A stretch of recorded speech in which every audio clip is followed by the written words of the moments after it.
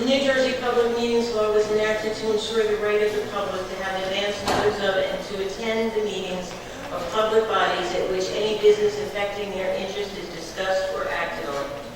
Upon the rules of this act, the Trenton Board of Education has caused notice of this meeting by publicizing the date, time, and place, therefore posted in the Central Services Building, 108 North Clinton Avenue, City Clerk's Office, City Hall, and the Times. Anyone whose name is on the mailing list should receive a notice. Formal action will take place at this meeting.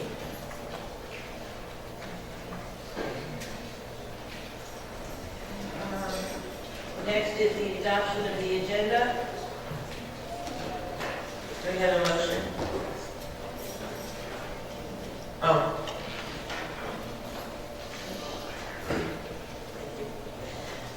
On the agenda, we're going to pull following items: 1D in curriculum and the wellness policy, the second reading.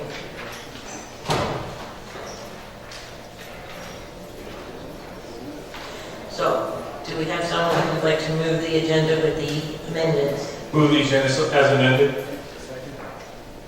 Second. B.A. Graham.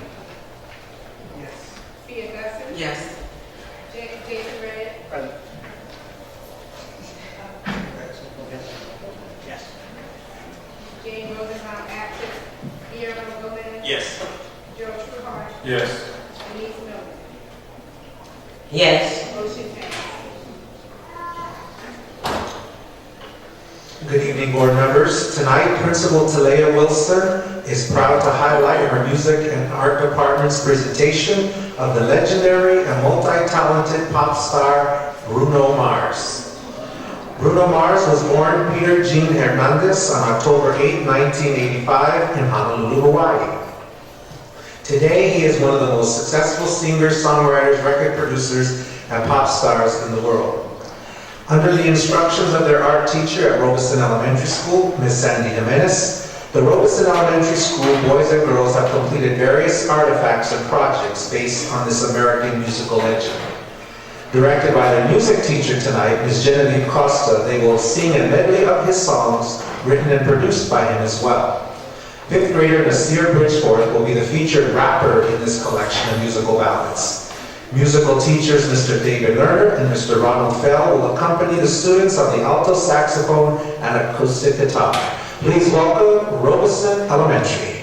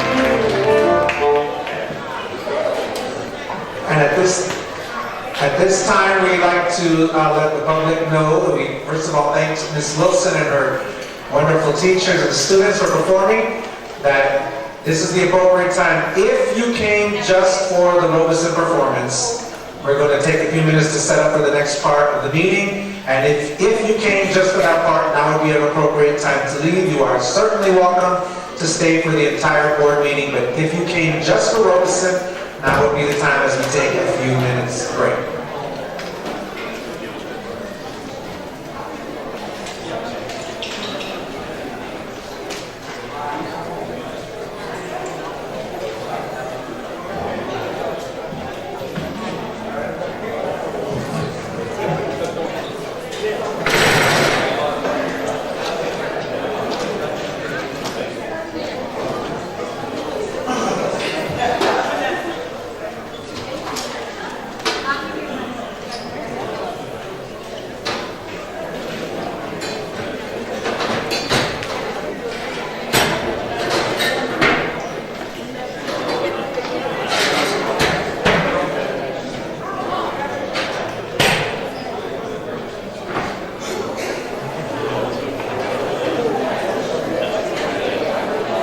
Okay, at this time, I'd like to bring to your attention that we're going to slightly change the order of our agenda. And instead of having public participation next, we're going to have the presentation on the TCHS conceptual design options, and then we will have public participation.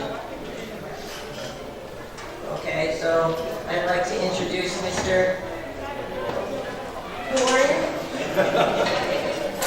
I'm like a bad penny, I keep showing up. I'd like to introduce Mr. McKenna from the STA, who's going to present us the options. Dennis, can you please shut the door in the back? Thank you.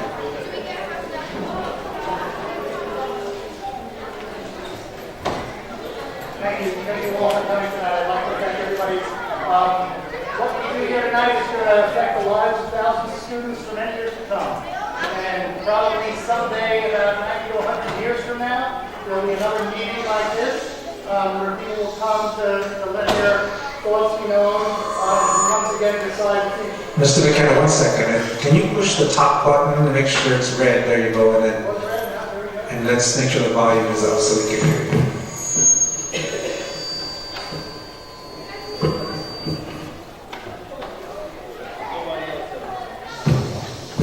There you go.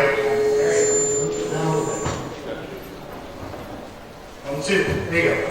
I'm going to start tonight by introducing CB&I, who did the structural report on the school, and then they rendered the report, and they're going to do a bit of a PowerPoint to explain to you what they found in their structural analysis and assessment of the report.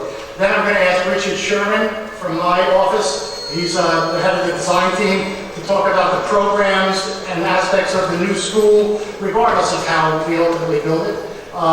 And he's going to discuss the small learning communities and the career and technical education, the CTE programs. Richard's then going to discuss and compare the two design concepts. The one being saving the section of the building, which we will call Concept 1, and the second being an entirely new building, which we will call Concept 2. And then I'll talk a little bit at a time. I'll take some questions from the board if you want. So really, without further ado, I want to bring up Mark Volo from CBI to start us off tonight. Mark, can you talk a little bit about CBI?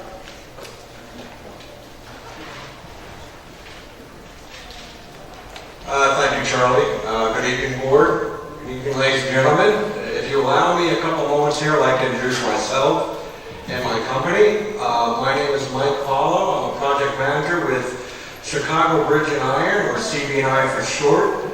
I'm located in our Hamilton Township office. CBI is a worldwide engineering, environmental, and infrastructure and construction management company with 50,000 employees, headquartered in Texas. We've been involved with the Trenton Central High School project now since December of 2013.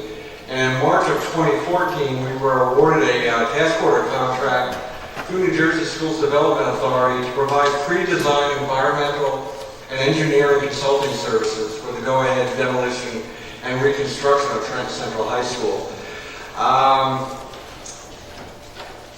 Part of the scope of work of that task order in the engineering side of the house was to do an initial structural assessment.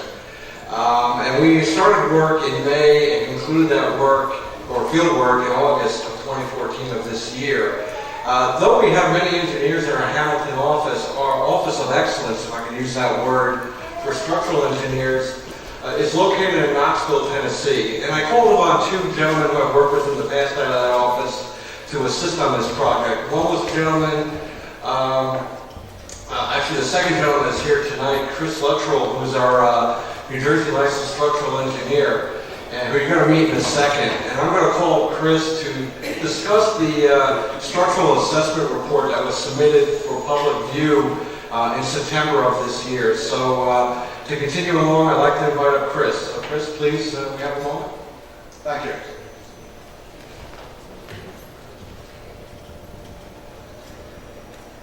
Thank you, Mike.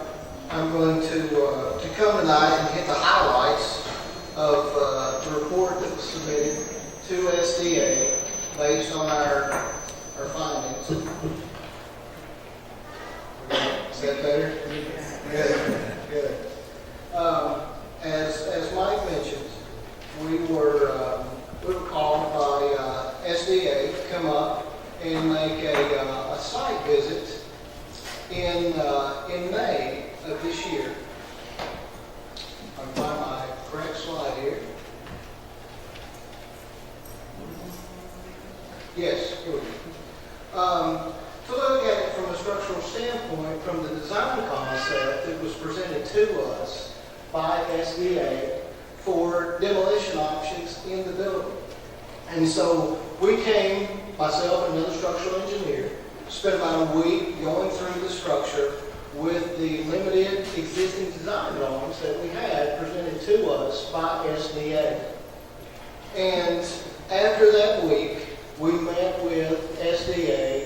basically told them we had 3 primary structural concerns that come out of those observations for that week. And those were the limited amount of design drawings, the existing design drawings that we had.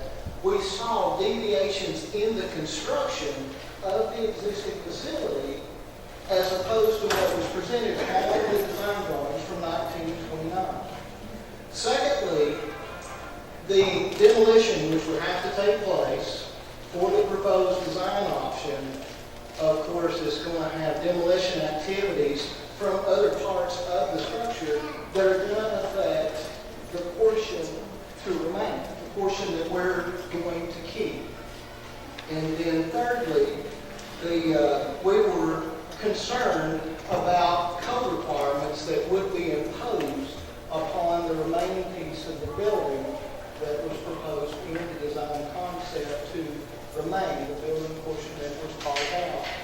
So after we presented those 3 concerns to SBA, they requested that we come back and make a follow-up visit, a second visit, which would be more intensive and more invasive from a structural point to look at those 3 concerns we presented as well as any other that we found as they related to the proposed design option. And so in July, we came back, spent approximately another week at the school. And prior to our coming, we requested that some specialized demolition areas take place in the ceilings, in the walls, so that we could better view the structure, have more access when we came up the second time. And so that was done. Of course, while we were there, we asked that other areas be opened as well as we were on site to view the structure. So the structural findings, I'll go back to this slide. This slide shows the design concept, number 1, that Charlie spoke about earlier. You can see the highlighted portion of Building A. Of course, the campus now, we have it split into 6 wings plus the power plants, Building A through G. Under this proposed design concept, it was proposed that the highlighted portion of Building A remain, as well as the pool area within Building B. So those were the specific areas that we were targeting during both of our site visits. So our findings from the second visit, I mentioned the apparent deviations from the original existing design drawings. And what we found was that there were significant deviations from the original design drawings. The original floor construction that was shown on the drawings, probably to compose an approximate 85% of the structure, were a composite masonry and concrete floor system. Nowhere at any time in our visit did we view that type of construction within the building. The majority of the building is composed, the picture on the left, you will see a concrete pan and joist system. The pans have still been left in that serve as forms. And then on the right side, I took this photo while I was on site, and it shows 3 adjacent bays, all with differing type of concrete systems of construction. Now I bring this up because it poses the problem that if we are called on to present capacities, if you were to ask me, hey, I want to know what the capacity under the classrooms are, I want to know what the capacity under the office areas are. You mean load capacity? Load capacities, absolutely. Load capacities in any of these areas of the building, we can't go off of the design drawings that we have because they don't represent what was actually built, and we don't have as-built drawings, which are typically done if construction practices are changed of this school. So that presents a large obstacle to present load capacities to anybody. Number two, we noticed many areas within the structure where either damage or deterioration or both had happened. Of course, the building has been in service for 82 years. There's been several places of water intrusion in the school, and you can see I've presented 4 different pictures here. The picture on the far left is in need of repair very badly. The forms have blown out on the concrete joist system.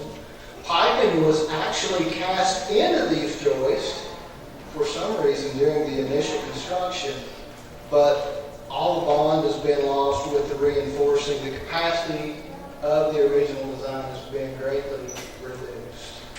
The center picture in the bottom is a steel concrete column in the pool area, and there's one immediately adjacent to it that is in just as bad a shape, and it has experienced severe corrosion in that pool area. The bottom right is another area where spalling concrete has occurred. There were many areas in the building that had spalling concrete, just like this one. I just provided one picture where reinforcing is exposed and it is corrosion is taking place. At some points, the reinforcing is cut in two, and of course, capacities therefore have been reduced.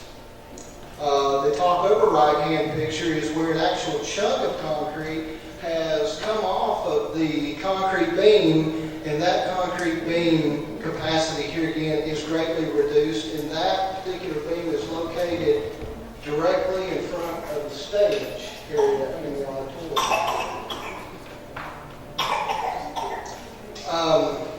One of the areas of most concern to us is the auditorium floor itself.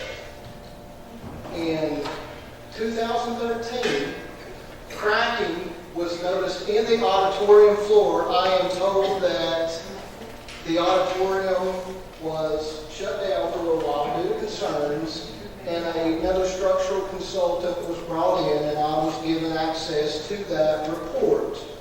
Cracking was identified in the floor, both on the top of the auditorium floor as well as the bottom, and they recommended that shoring be placed in the basement area below the auditorium floor, and that's what you're going to see on the left. Steel beams were installed with columns and other beams that sat on the concrete floor. Of course, this is the auditorium floor up here. Children sit in the seating on top of that floor. And so in the report, it was recommended the shoring be put in place, installed in this basement area to stop the cracking that had taken place in that floor system. And in our visits in July of this year, we noticed that the cracking that was mentioned in the letter that the shoring system was put in place to stop had migrated beyond the area that the shoring was installed for in 2013. Also, we noticed that similar cracking in length and in size had apparently occurred, new cracks, one bay back from this installed shoring, because these cracks that we noticed one bay back on the west side were not mentioned in the 2013 report. Therefore, that concerns us about the structural integrity of the auditorium floor, because the cracking appears to be progressive and continuance.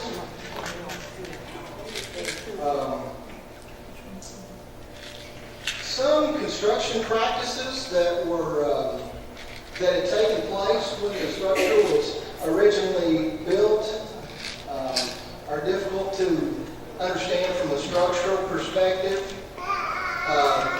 One of these items are, you see in this picture on the left, you see a partial concrete wall, and then all of a sudden it picks up to be brick construction. We saw this in numerous places throughout the building, where it might be a vertical line of demarcation between one type of construction and another. Sometimes it was a horizontal line. Sometimes it was built in layers. And of course, that was not as per the original drawings. And I don't know why it would have been constructed that way. Other items to note were drains penetrating down through concrete beams where they attached into steel columns, as well as concrete floor slabs. That this wall is actually a bearing wall, this brick wall that you see underneath the office area in the school. And one would think that the concrete joist would actually come over and bear on this wall. However, the wall does not stop in this area. It continues up. And so the only means of support you've got that you have in these cases are the reinforcing steel bars that penetrate the wall themselves. Additional concerns that we had when we looked at the design concept that SDA proposed, what it meant for the existing structure is that demolition activities were going to have to take place of the remainder of the structure, and some of those pieces of the remaining structure tie into the existing building at the present time. And so it poses risk when you're cutting those other portions of the building off. They come over and bear in these brick walls, these multi-white brick walls, of the area to remain. And the risk involved in that is anything from for example, the roof frame over top of the cafeteria. It frames into and sets on the brick walls of the auditorium. Demolition is going to have to be very, very careful in pulling that roof framing out of that wall, or you could get cracking, or at worst case, maybe even partial collapse of that wall that I know that everybody's trying to save. And that also, in the back wall of Building A, the roof trusses over the pool area do the same thing. They bear on that back wall. The design concept that I showed you, the T-shaped structure previously that SDA presented to us that they wanted to keep, the structure does not align well at all underneath that footprint. One would hope if you're going to keep that specific section that your walls are going to line over your column locations, your column lines, so to speak. However, in several cases, they do not. What would have to happen is, if here is I guess if I could give a demonstration, if here's the building you're going to keep, but your columns that support it are outside of the area that you want to keep. So right now you have beams framing out to a column, but I'm not going to keep this. I'm just going to keep this. So we've got to come in here and put new columns in, place new foundations in, before we can shear the beams off and shear the floors off and shear the existing columns that we don't need now outside the footprint. that's not going to be easy to do. That's going to be an activity that if you wanted to keep that particular portion of the school, those are some of the activities that would need to be performed before demolition took place.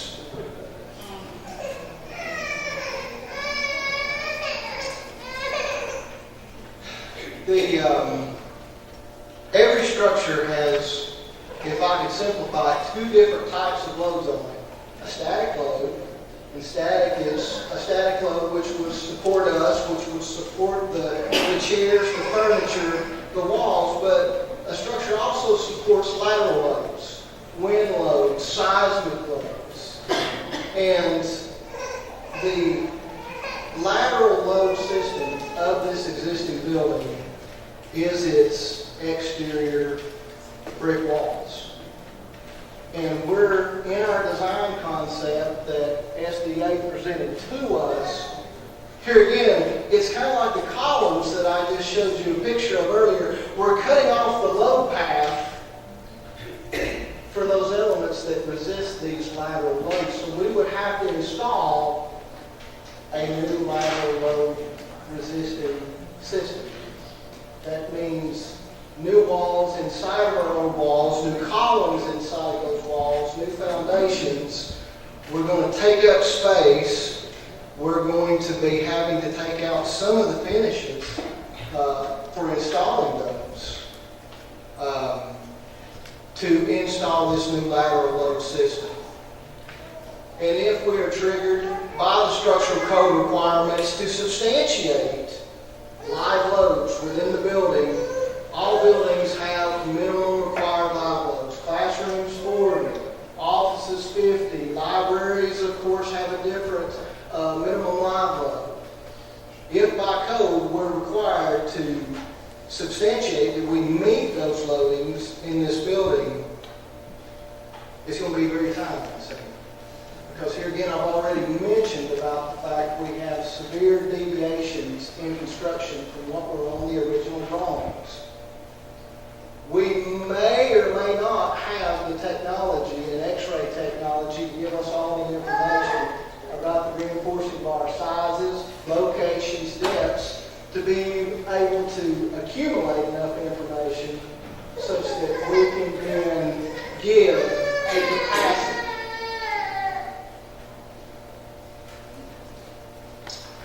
The pool area. The pool area was another portion of the proposed design concept that SDA wanted us to look at to physically keep the pool area. Excuse me. The pool area, all three of these particular photos were shot beneath the pool area of Building D. There is a step down on each side of Building D in the basement. This particular step down, if this picture were enlarged, if you were to look to the right in this picture, you're going to see the pool walls, the support of the pool walls. And then this side of the basement is the same thing. It's the 4-foot step down. If you would look to your left in this picture, again, you would see the north side of the pool. One thing to note is the cut line that is presented for design option number 1 that SDA proposed goes right through this 4-foot step down, and it happens right through this 4-foot step down. What that means is the exterior walls that define the area of the pool do not come down to a foundation at that point. They're headed off as beams. So what would have to be done is we would have to provide new foundations. The steps would have to be demolished on both sides. The foundations would have to be demolished. New foundations would have to be placed in and built, and then new exterior walls would have to be built. This is a tremendously expensive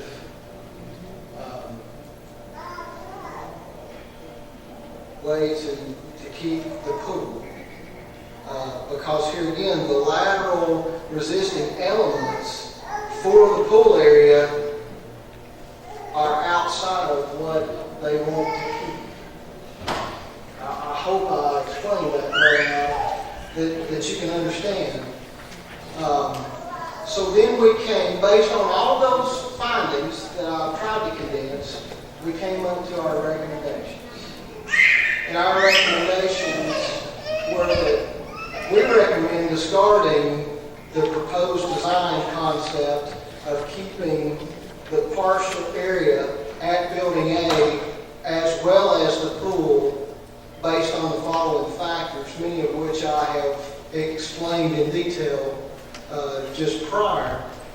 The repair and the replacement of many damaged and deteriorated structural elements within the footprint of what is proposed to be kept. Most notably is the auditorium floor. It is concerning structurally that we still have an ongoing cracking floor, and the cracks are visible from top and they're visible from bottom. The lack of original design information, like I said, that poses the specific problem that makes it very difficult for any structural engineer to give you a capacity rating anywhere in that school. And in the event that we could spend the time, months and months of time, and we could obtain enough information to provide you those loads, I think the likelihood of them meeting today's code standards are very remote. Codes continue to evolve and evolve and evolve. Much to design engineers' dismay, I will be very candid with you, much less a building that is 82 years old. And we spoke about the demolition efforts and the stabilization activities which must take place.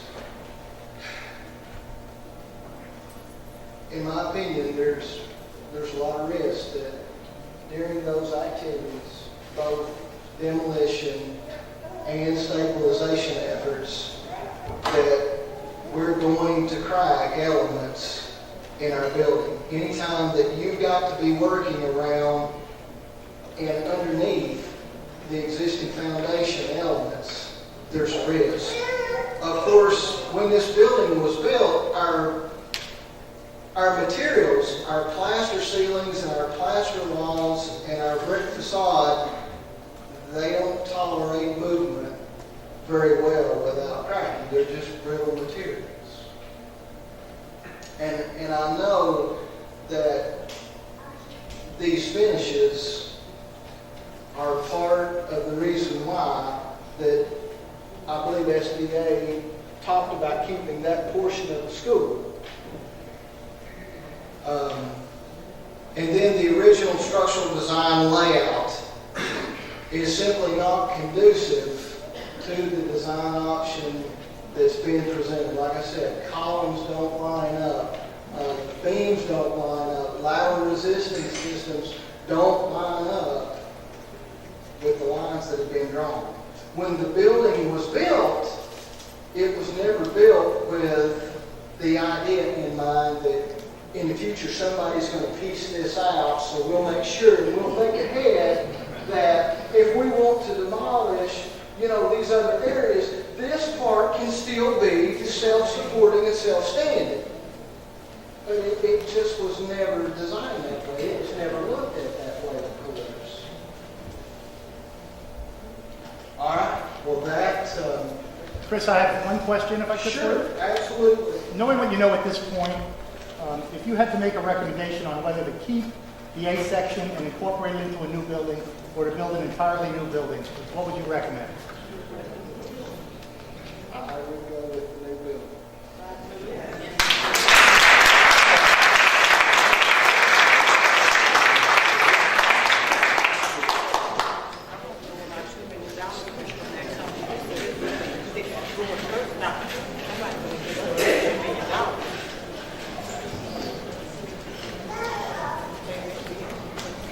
Richard is now going to talk about, regardless Mr. of which McKenna? way we go.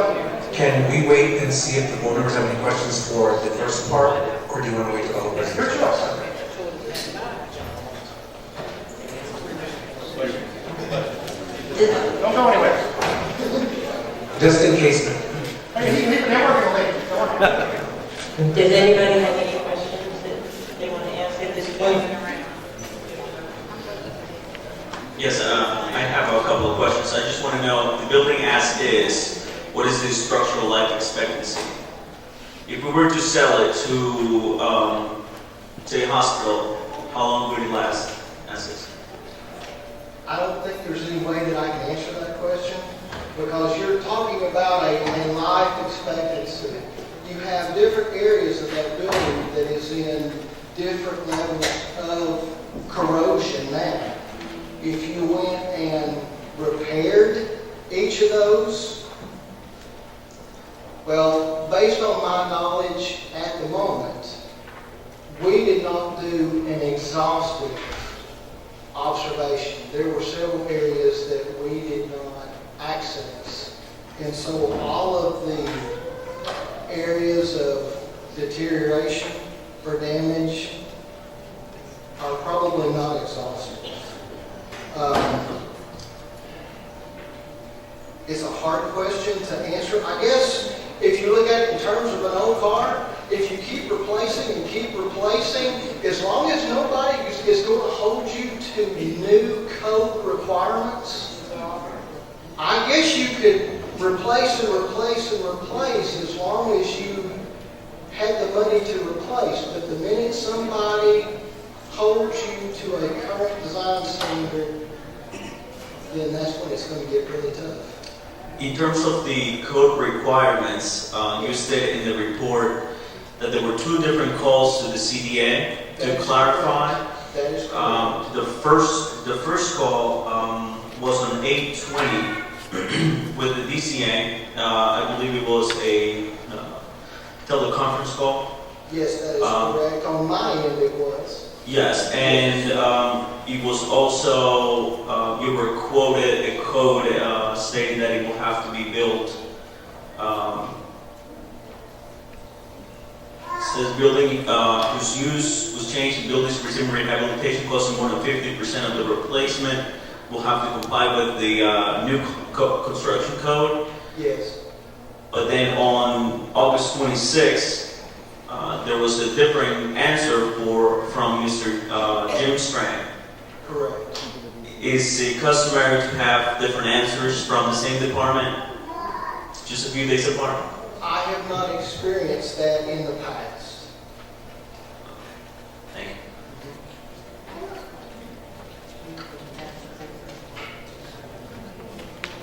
Any other questions?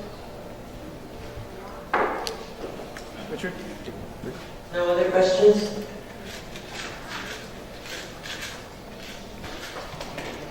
He'll be here if others come up. So, as Charlie said, I'm going to give you an update on where we are from the design point of view. Ultimately, the key thing that brings us here tonight is to talk about some conceptual options. We are in what we call the program concept phase of the project right now, and that sounds pretty straightforward. There are 2 things we're trying to agree upon. A program, I'm going to speak to that a little bit, and then we also need to agree on a design concept, and that's really the question that's going to go to the board this evening, ultimately, for some decision. So in terms of the program, we've spent a fair amount of time working with representatives of the district, the superintendent, his staff, with the principal and her staff, as well as working with the Department of Education, who, as Charlie often says, ultimately tells us what's appropriate. We do have a draft program that's been reviewed and accepted by the district. Some elements of it are still in review with the Department of Education, but we're very close to resolving the program piece now. Based on information provided by the district, the program proposes a capacity for 1,923 students. That's based on how DOE calculates educational capacity. At the maximum, we filled every seat in the school with a capacity of upwards of 2,200 students in that program. I think as many of you are aware, the program contemplates a small learning community organization. Four of these should be very familiar. They're existing SLCs that are at Trenton Central High School now, HRTB, Communication, STEM, and the VPA, Visual and Performing Arts. The program also proposes establishing a new small learning community, Health Science and Medical Arts Academy. So that will be a fifth program. I should note, although I think the board's aware of this, the new Trenton Central High School will be a grade 10 to 12 school. Trenton Central West, at the time that this building is completed, will become the 9th grade academy. I think some thought went into this, the notion being every student in the district is going to get the opportunity to experience the new high school. Each of the small learning communities is organized with similar components. You see the breakdown here. 10 classrooms, 7 of those are general classrooms, 3 self-contained, 2 science labs, 5 specialized labs, and these are the spaces that in particular support the career technical education programs, the CTE programs, as we talked about. One of the things that came out of our discussions with the folks in the district was the notion of a learning resource center. This is a very powerful thing in our mind. It's essentially a hub for each of the SLCs. It includes a students' commons area, an area where resources are clustered, some of the administrative components, support components, places where the students can gather before and after the school day, go for help, for resources and assistance, and then other administrative support areas, including the vice principal, etc. In terms of the CTE programs I mentioned before, this is the list of programs that are currently contemplated. Many of these are existing, but I'll highlight what's new here. Certified Nursing Assistant in Sports Medicine. Those are key to the new Health Science Medical Arts program and becoming a core for that. We have an existing construction trades program that the district has now received DOE approval for an electrical construction program. We're still waiting for the final decision on the automotive technology program. Other key elements in the program that's been developed, PE and athletics here. In addition to a large main gymnasium, the program allows for an auxiliary gym, dance studio, cardio fitness center, weight room and training areas, a wrestling room, as well as health and driver's education classrooms. Other shared facilities, these are core facilities that are shared between all of the small learning communities, cafeteria, media center, auditorium. 2 other things that came out of discussion with the district that I think become important in the success of the program. That's 2 large group instruction rooms. These are larger spaces that can accommodate 2 to 3 classes at a time. They're intended to support cross-curricular activities as well as a variety of other activities. The ability to bring in outside speakers and allow them to lecture to groups of students. We have the 2 ROTC classrooms in the drill lab and then 4 arts project labs. Those are affiliated with the VPA, but they're shared across all small learning communities.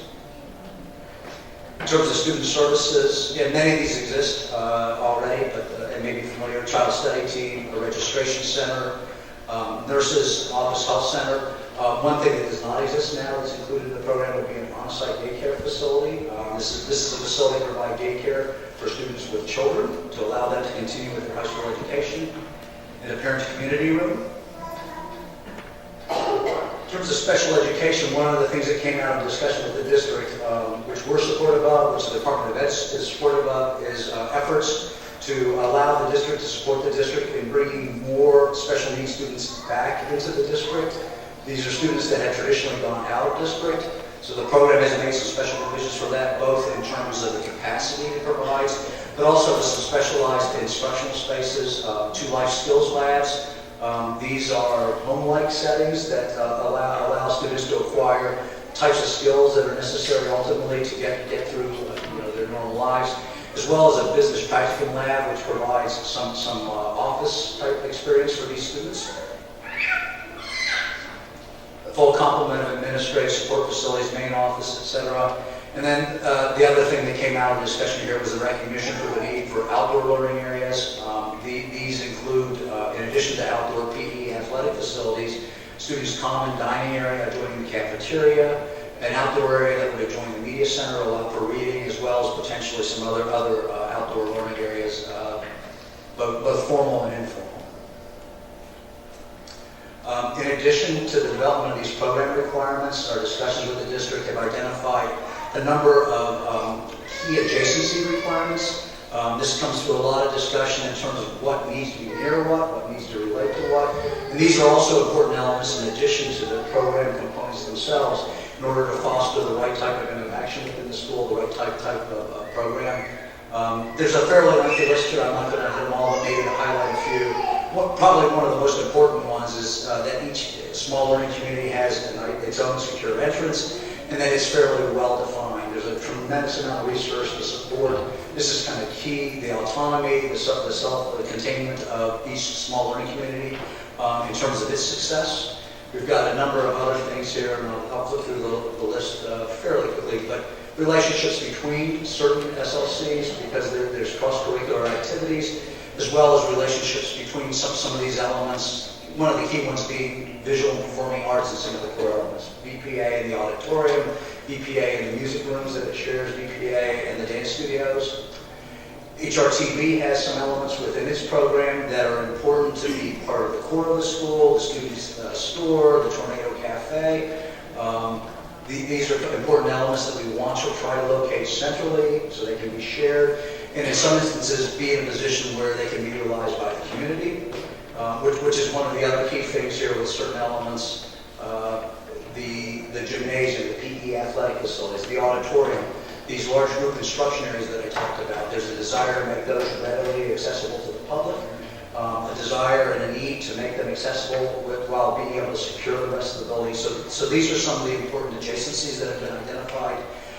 And in many regards, we consider these what we would call evaluated criteria. As we look at alternative design concepts, these are some of the metrics that we measure them against to see how well they satisfy the program requirements. So again, I mentioned we need a program at this stage, and we need consensus on a design concept in order to move forward. As Chris alluded to earlier, although we've evaluated a number of concepts, but it ultimately came down here for this evening's presentation is two concepts. Design concept number one that we're going to be talking about was the original concept. This was the concept originally put forth to retain the core of Wing A, that would be the entrance portico and lobby, the auditorium, and then the three-story structure that fronts the auditorium with the clock tower on its roof. Under this concept, the remainder of the building would have been demolished and replaced with new construction. The alternative concept we find ourselves looking at now that would be an entirely new school, demolishing the existing building in its entirety and building a brand new school. There you go. Just a little bit of orientation again. I think most of you are very familiar with the existing facility. The original concept, design concept we're talking, and number one we're talking about again, keeps this core component, the auditorium, entrance portico, there's the clock tower, and this is that three-story wing we're talking about right here. The other element that we looked at as an alternative was keeping the pool. I do want to add something to Chris's discussion here, just to clarify something. Chris mentioned that we had looked at trying to maintain just the pool area, and when he talked about that 4-foot step down, we're talking about this cut line and this cut line here. So one of the possibilities, which somebody may consider, is, well, let's just not cut it there. And you'll see the issues with this when we look at the design concepts. The problem with that is we end up keeping significantly more of the building. There are actually 3 stories of building here. There are 3 stories of building here. That means we've got to utilize that space. That means we're going to put more program in there, and it leads ultimately to a less than ideal arrangement. The other thing we grapple with is that pool is a full story below where we want the rest of the building to be, and that presents some issues too. And I think if you look at the concept here, maybe that becomes a little more apparent. That pool sits in this area right here. It presents a lot of obstacles to keeping the entirety there. So similar to the conclusion from a structural point of view, it was our conclusion that keeping the pool would not be effective in terms of supporting the program. So this is the site plan for concept one. I'm going to go through floor plans that show you a little more detail, but just to highlight some of the key elements here. We are maintaining, again, the brown area you see here is the existing building, again, 3-story wing with clock tower, entrance, and the auditorium. We would maintain the main school entrance here, although the likelihood is that this would become a pedestrian area rather than a vehicular drive in the future. We are trying to keep that component of it, and as had originally been committed to, we are talking about building the new building on the existing footprint, and are in many regards trying to keep some sense of what the original organization of the building was. Some of the improvements that have been proposed, allowing for some visitor parking on the front of the site, and that's part and parcel of eliminating this as a vehicular path. We'd like to keep vehicles further away from the building. That's a safety and security issue. Our original commitment, and we're sticking to that again, is to try to minimize the impact on the existing site. So as you'll see, we're maintaining the existing parking area, the PE and athletic fields that exist, including the tennis courts. We're trying to avoid the expense of having to replace those things. The one element that we weren't able to avoid touching is the existing soccer field. And this is true of both concepts. That soccer field exists right here. As you can see, and I'll show you the floor plans, the footprint of the building does not allow for that. So in both concepts, we're proposing to relocate and provide a new soccer field to replace the existing one. If we go to the floor plan here, just to highlight some key features, again, main school entrance. I mentioned to you before that one of the key things we wanted was for each of the small learning communities to have its own entrance. So we have 4 student entrances here. That is an issue we'll talk about because there are 5 small learning communities, but with this configuration, there's a question about how we get that 5th entrance in there. Again, here's the portion of the building that we're keeping. Here presents some challenges to us in terms of how we organize the footprint here, but the major elements you'll see here: STEM Academy on the ground floor in this wing, Health Science, Medical Arts in this wing. The yellow area here is the PE facilities. On this level, we have the Media Center with some of the shared spaces here in green, ROTC classrooms here, daycare facility here. The other entrances that we're concerned with here, service access at this location. That's because we've got central receiving there, and you'll see in this concept at least the cafeteria food service operation is on the 2nd floor. And again, one of the key things we're looking for is to provide a separate entrance for public access. So we've got from where the parking is here, a separate entrance that gives access to the PE facilities. Unfortunately, not as convenient to the auditorium as we'd like to have here, but there are some trade-offs always when we're working with the existing building. On the 2nd floor, HRTV, above STEM, and then communications at this level. As I mentioned before, we're looking in this concept with the cafeteria above the Media Center, with the kitchen above, service below. There would be an elevator there to provide service access. And then the balance of the PE facilities are, there's a 2-story area here, with some of them able to overlook the gym. That was something that was desired from looking at some other facilities. Upper level of the auditorium here, these are the large group instruction areas here. And I didn't mention, but within the front here, we've got the administrative component on the ground floor, student services, and some of the other centralized spaces here. As we mentioned before, we've got a 3-story element here that we're retaining in this area. One of the things that's not great about this concept is that we've got visual and performing arts on the 3rd floor. That we did look at alternatives to doing that. This presents some of the challenges. It's removed from some of the areas that we would like to have in here. The spaces that are shared, these art rooms here, are not as accessible, not as clearly directed or connected to the rest of the facility with light. That's another shortcoming. And I mentioned before, we have a shared dance studio between VPA and PE. At dance studios over in this area, 2 floors down. Again, not a great arrangement. And then the other thing we have here, because we're keeping these areas, is we've got a fair amount of basement space that frankly is not really suitable for much except for mechanical space and storage, but we've got to keep it and use it as best we can. Design concept 2 would be an entirely new building. We'll look at the floor plans again, but just to highlight again a couple of the features. Again, We're looking at some parking in front of the building. In this concept here, we're starting to look harder at how this becomes more of a pedestrian area at the main entrance. Outdoor reading in this case, outdoor dining in this area here. Again, the relocated soccer field. In this concept here, and you'll see this better on the floor plans, public access to the public use spaces would be in this area. And in this instance, we're able to relocate service to the other side of the building, get it out of the way, and not have it interfere so much with the flow of pedestrian access to the building. In terms of the layout of the building, you'll see really the key organizing elements here is our ability to now create this central circulation spine. And that's really the key thing here is being able to locate the auditorium out of the central area here.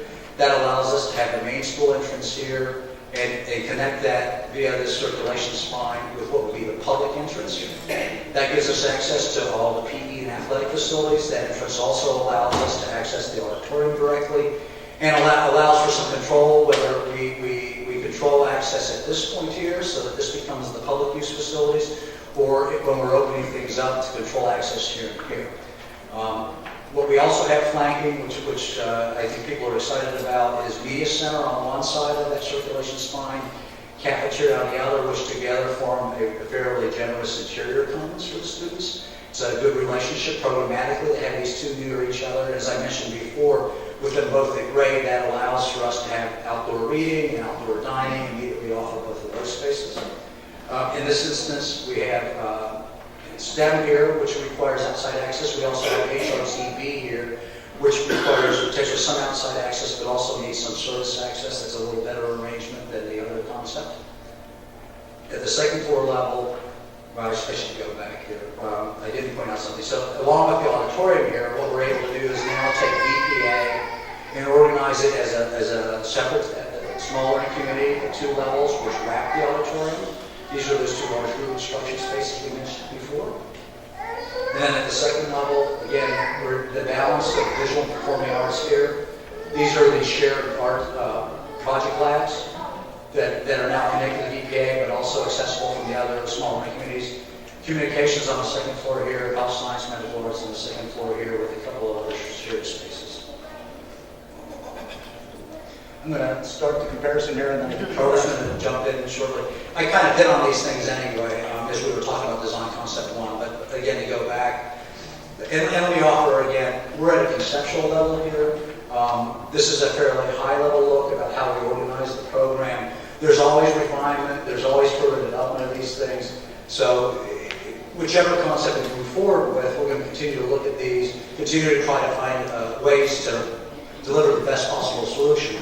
But at the moment at least, as I highlighted when I was talking about concept number 1, there are some obvious shortcomings here. The single biggest one, I think, is the fact that EPA is going to be on the 3rd floor. Again, we looked at other alternatives for locating it elsewhere, but there were significant trade-offs, the loss of a soccer field in one option, other things that just weren't deemed to be acceptable. Access issues to these art project labs. The location of HRTB on the 2nd floor is less than desirable in terms of public access and other access to some of those facilities. The necessary stacking of the cafeteria and the gymnasium is not great, and we could flip that arrangement, but they don't stack well, and one way or the other, one of those 2 spaces is not going to have the direct access that we'd like to have to the exterior. The auditorium, although it's located in its current location, which everybody's used to, is not convenient to parking. It's not conducive to the type of public access we'd like to see ideally. Similarly, the location of these large group instruction rooms is not great for public access.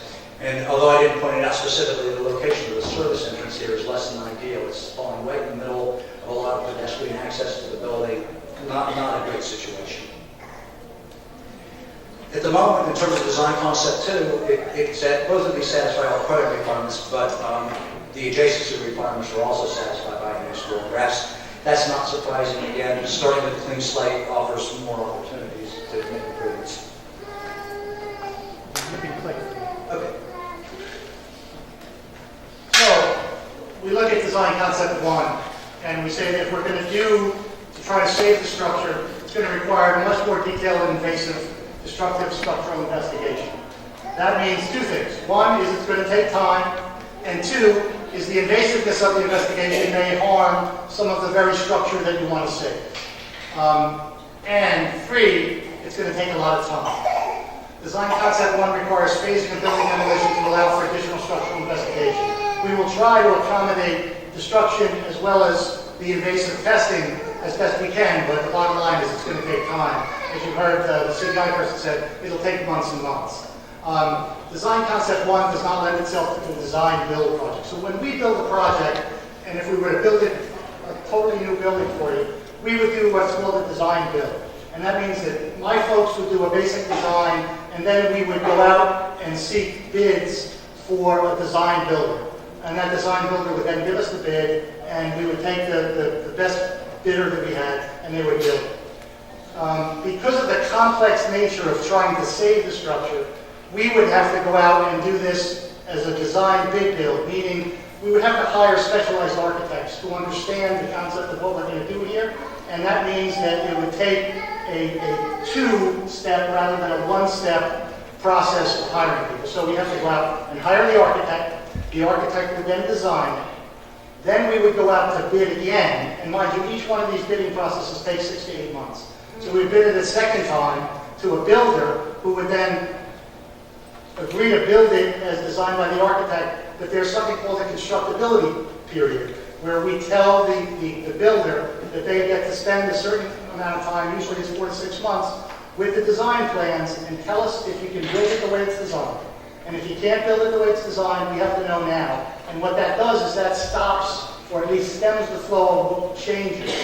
Oftentimes when we're building a building... Mr. McKay, in all due respect, would you mind addressing the board? I'm sorry, sure. So that they could hear you. No problem. They're the ones who will vote. Fair enough.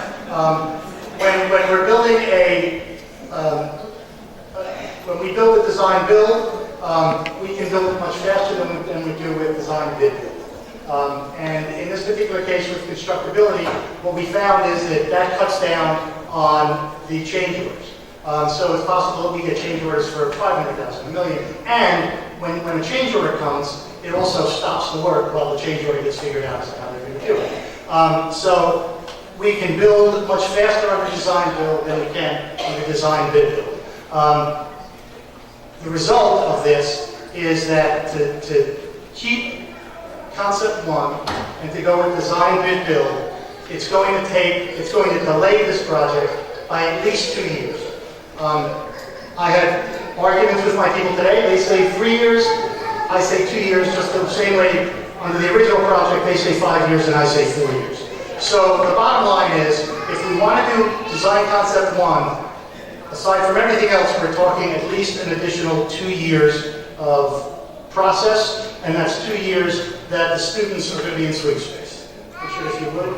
Design Concept 2, which is an entirely new building, it's going to obviously involve no structural investigation, so we can just move to the next step. All remediation and demolition activities can be completed in one phase. We don't have to phase it in. We can do the design build instead of the design bid build, so we can do it more swiftly. And obviously the new construction allows for the acceleration of design and construction activities. Hence, we believe that even though we have lost a number of months due to the structural investigation we had to do, we believe we can recapture that and we still can deliver the building in the original 4 to 5 year schedule, which I keep sitting on my people's head to say is going to be 4 years. So that's where we're going to go. Design Concept 1 budget. As a result of the structural issues, 18 months of additional escalation costs. And when we design a building, we realize that every year the costs of the building that go up. So we build into the budget escalation costs. Here, with the additional 18 months and the demolition, that's going to up the budget on this $6 million. At least 2 years of additional temporary space, because we're leasing the temporary space, is going to add an additional $2 to $3 million on top of what we're already paying. And if we're going to do the structural assistance that the design, that our structural people have told us, it probably is going to cost somewhere in the vicinity of $5 to $7 million. So that, along with additional contingencies for unforeseen conditions, is going to pump this project up approximately $16 million. This is not new money that we're going to add to this project. This is money that we are going to find in the project and take it out. So that means if we have to find savings by cutting other parts of the building, the auxiliary gym, the large group instruction rooms, the ROTC drills, somehow we've got to come in on budget on this. So if there's $16 million in additional project costs due to saving that center section, that's got to come out of this building somewhere. And that's just a fact of life. Design concept 2. We expect some modest increase due to the demolition of the new construction. However, we don't believe there'll be an appreciable change in the overall budget that is anticipated. And one final thing, the destruction of the pool. I know that to some people that's an important issue. So I had Andrew Yosha from my office as soon as we got the structural reporting, and it looked as though on the table maybe demolishing the entire building, which would include demolishing the pool. We talked to DOE and to the Attorney General's office, and we believe at this point in time that the pool, we could, in a new project, total demolition, because we're taking a pool away from you, we can give you a pool back.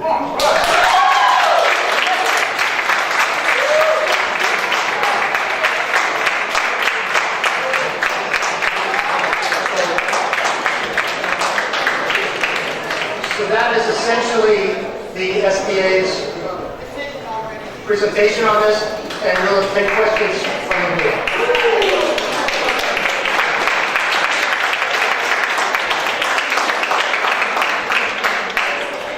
I think they're clapping for you, Mr. I would just like to thank Mr. McKenna for the pool. You know how I feel, and this predates your involvement with the project. The fact that it was allowed to deteriorate to the extent that it did. I am still unhappy about demolishing it, but I thank you for the pool. It's a lot of people, many hands make light work, and they can only... And I'm going to say now, that building, which somebody told me last week, was about $600 million in today's dollars to produce. It had the kind of materials that people normally reserve for public, national monuments, for cathedrals, and it indicates something about how education was thought up then. No comment, I don't disagree. Okay?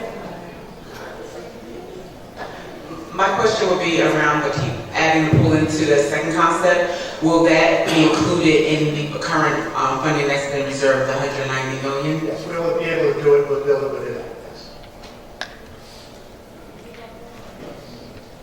Any other questions? We'll be here for the rest of the evening, so. My turn. Absolutely. Thank you. You're very welcome. Well, I was one of the ones that wanted to keep a pool, so thank you. I can't claim the credit. It's the people, it's the Department of Education, it's the people at the Attorney General's office. It's an understanding that if we take the building down, that we're taking something from you, and if we take something from you, we should return it to you. I agree. Okay, any other questions from the board? Okay, then we'll move on to public participation.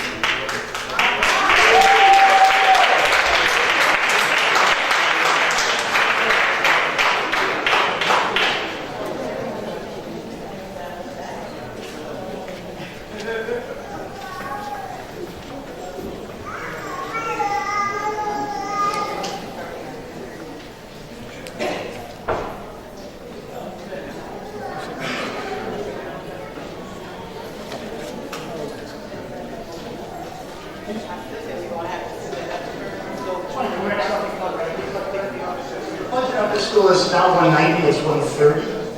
I don't know where we got the 190, but it's 130. We'll take the extra money. I'm sure you will.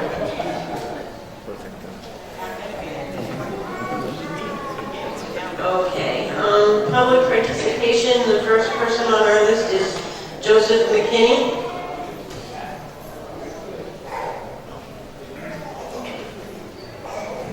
You have 3 minutes. First of all, my name is Joseph McKinney. I'm a Trent Central Hill High School alumni, class of 2001. To the board, good evening. Hope that all members have closely weighed the pros and cons of the decision that is to be made this evening. The future education of the children of Trenton hangs in the balance. I hope that you have asked yourselves, what is more important? The physical appearance of history or the future education of the children of Trenton? Malcolm X once said, and I quote, "The future belongs to those who prepare for it." We must give these students a healthy learning environment that allows them to compete with students across the nation. So far, we have failed to do so. However, this evening we could change all of that by allowing the project to continue without delay. If this involves tearing down the clock tower, then so be it. It is my opinion that all children deserve a fair chance no matter where they come from. Please, please, please, keep their future the top priority when we vote tonight. Thank you.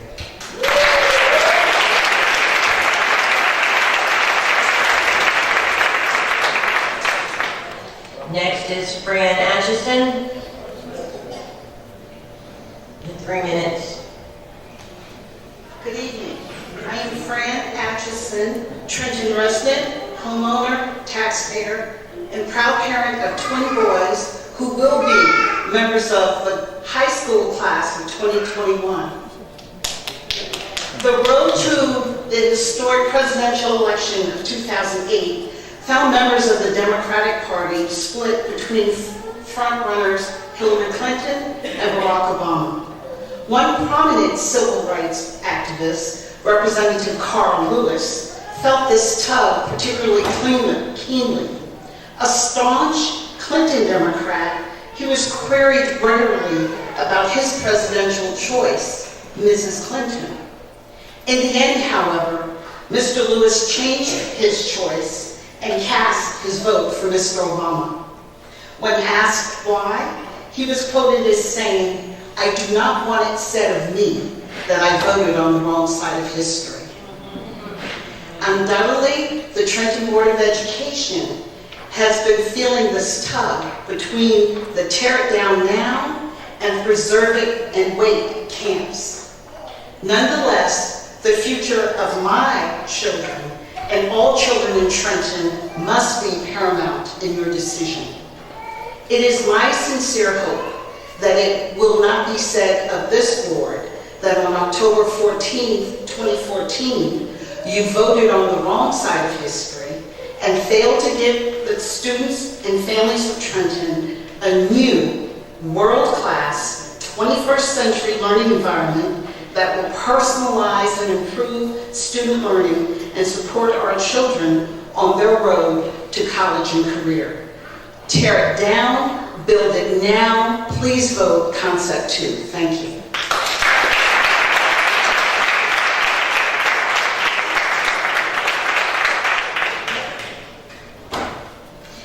Okay, next is Paul Scazzari.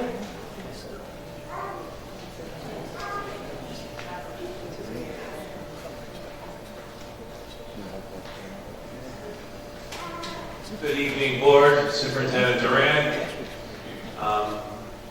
My name is Paul Scazzari. I am the chairperson for the Trent Central High School School Leadership Team, also known as the SLT. I'm here with members of the SLT who have been working tirelessly for the past year with the superintendent and the board to make the right decisions for our students. And we come here tonight to state our position on the current options being presented. It is the position of the Trent Central High School School Leadership Team that in light of these recent developments concerning the structural integrity of the A building at 400 Chambers Street, that the Board of Education vote yes to approve the complete demolition of 400 Chambers Street. I recently polled our staff, and almost the entire staff at Trent Central High School is in favor of a 100% new building. There were a few teachers who would like to see the portions of the old building saved. However, given the timeline that has been presented, they too know that we can't waste any time. And as I look at this wonderful banner here, we are in the infancy of now regarding this project.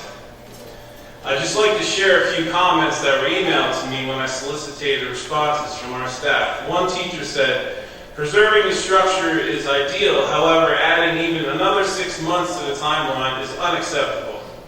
Another teacher responded, "Our children need a safe, modern facility now, not in 4, 5, 6, or 7 years. The facilities TCH students are currently in are providing a healthier environment, but little else." And finally, one more teacher added, "The portion of the building under consideration was just recently closed because of structural cracks that needed emergency repair. After said repair, an engineering evaluation of the building revealed additional structural issues, including the issue that the building does not match the blueprints, as well as serious water intrusion, etc." This teacher actually read that long report. She also added, "So why would we keep the one portion of the building that has a recent history of structural deficiency?" What all these comments have in common is that these speak common sense. Okay? These are the voices of common sense. We shouldn't even be debating this topic right now, in my personal opinion. The state of New Jersey is here because they would like to build the students of Trenton a 100% brand new high school. Let that sink in for a second. 100% brand new high school. The state is not here to dupe us, mislead us, or bait and switch us. They are here to build us a 100% brand new high school. That is definitely music to my ears, and I hope it is music to yours as well. Please vote yes. Thank you.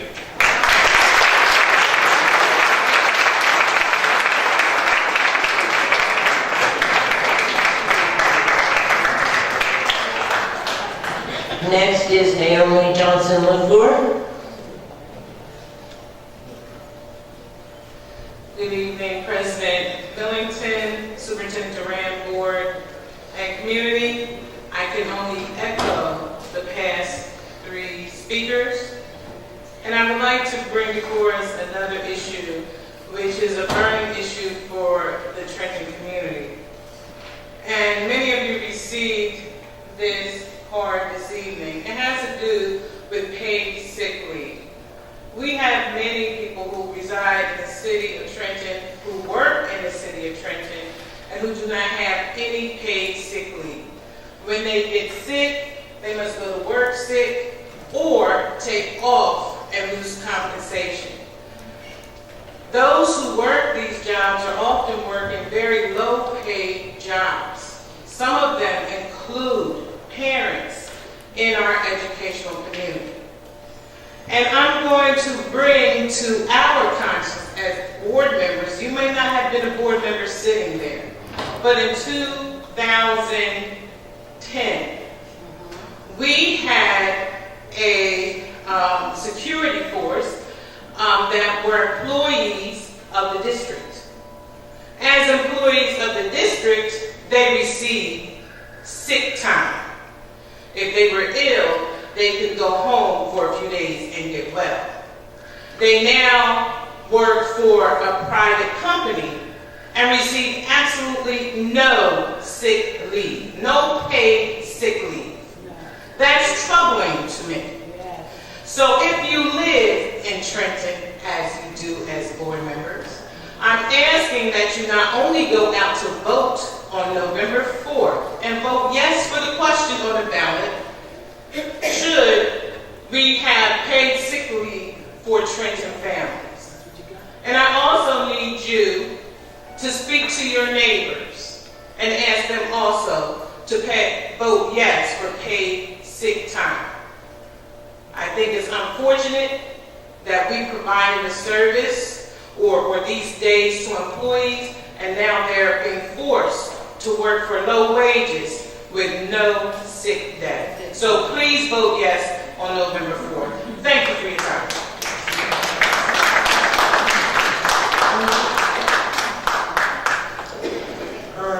Councilwoman Holly Ward, would you like to speak?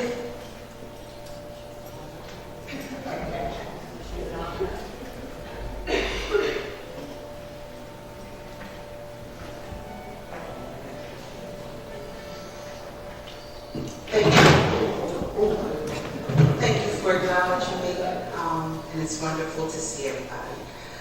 I stand in support of the new high school as for what's best for our children, not taking up any more time, and doing what's best for the future of our city. I do have one question. Is the daycare here in the new school? Yes.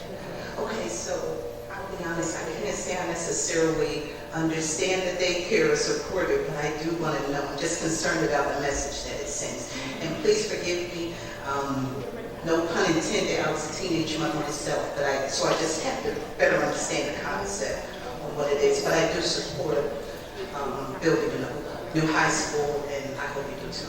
Thank you. Thank you.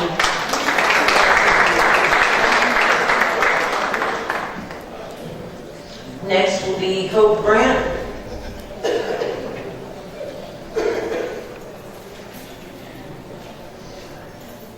You have 5 minutes. I don't think I'm going to need 5, but thank you very much.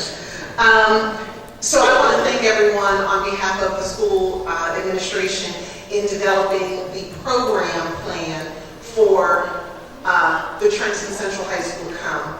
And this came out of many meetings with our union partners, our SLT, our PTA, the students. So each plan that you see for each small learning community was actually came out of meetings over meetings that was held with the SDA. I think at one point we were probably about meeting every week, 2 to 3 hours per SLC every week to get to the point that we are today. Our vision is one that's really exciting. Usually, the district has a vision for their school, and they have to try to fit the building facilities into that vision. What a great opportunity that we have, that we actually are able to create our vision and create a building that matches our vision instead of the other way around.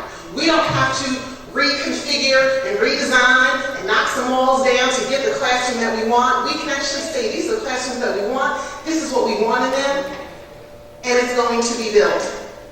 One of the first meetings we had with Mr. Sherman, he said, I want you to think about your idea of high school and throw it out the window. Very few people in their lifetime will have the opportunity to create a school where hundreds of thousands of students will walk in and be graduated from over the next 80 to 100 years. And how wonderful that we're given this opportunity.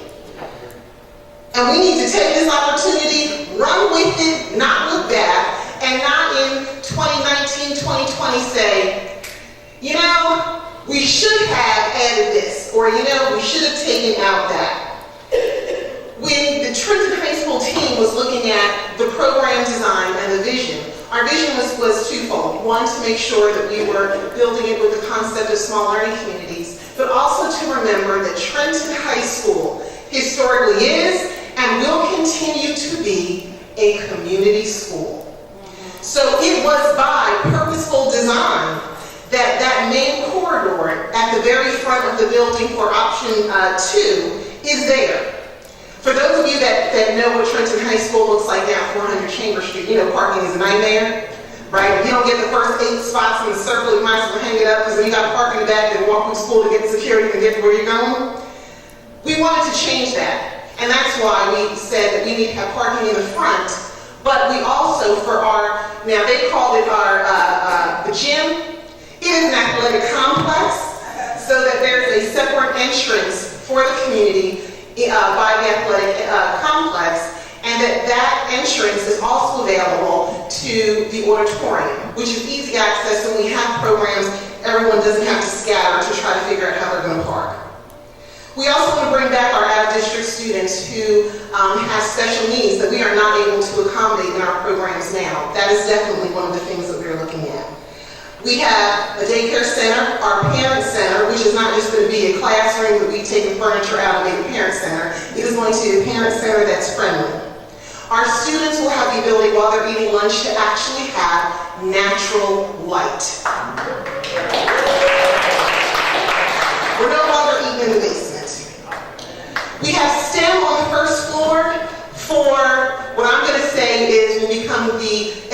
invested vehicle entrance for our automotive program, and for building supplies to be easily delivered. We have hotel, restaurant, tourism business on the first floor to create food delivery, but to also create, I got it, 42 seconds, the possibility of having a community garden.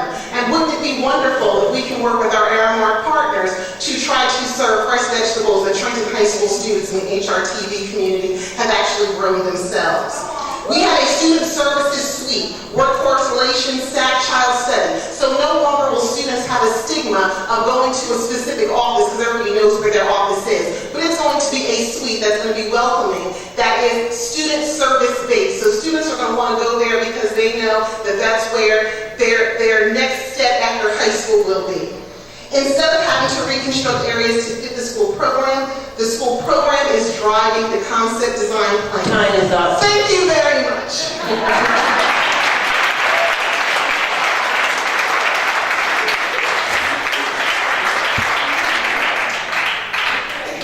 Next is Greg Taylor and Nancy Lee.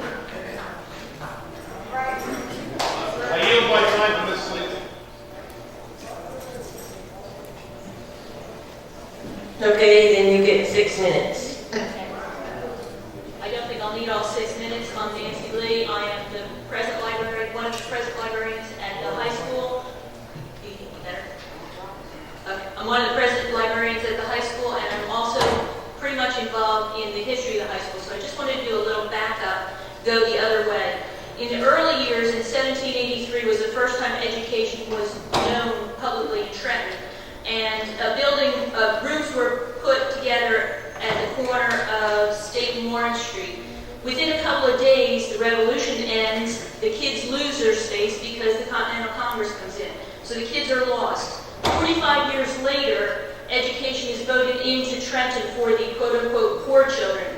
It becomes part of the budget, but it takes 20 more years before a building is built for the kids. The first building on Academy Street was supposed to be 3 stories with a basement, but due to budget cuts, it was reduced to 2 stories and no basement.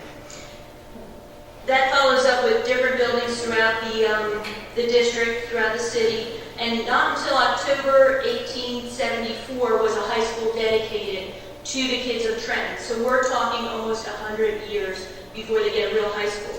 The very first graduating class of Trenton was 1875.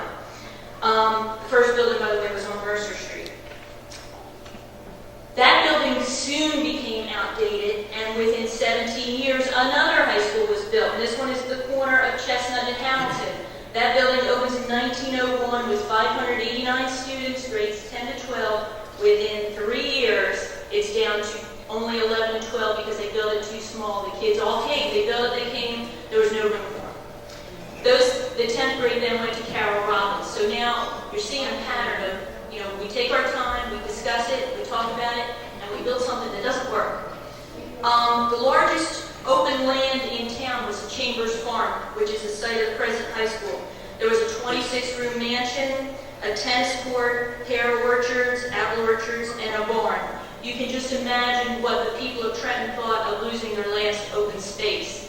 But due to the perseverance of and the vision of the superintendent of the time, the principal of the time, and some of the community, a plan was formed for a school that would grow into the future. The plan was to build something not from the 1920s, remember we're talking another 20 years, not from the 1920s, but into the future. The driving force behind that was Dr. William J. Bickett, who was the superintendent of schools. He was in charge. He was pushing the building.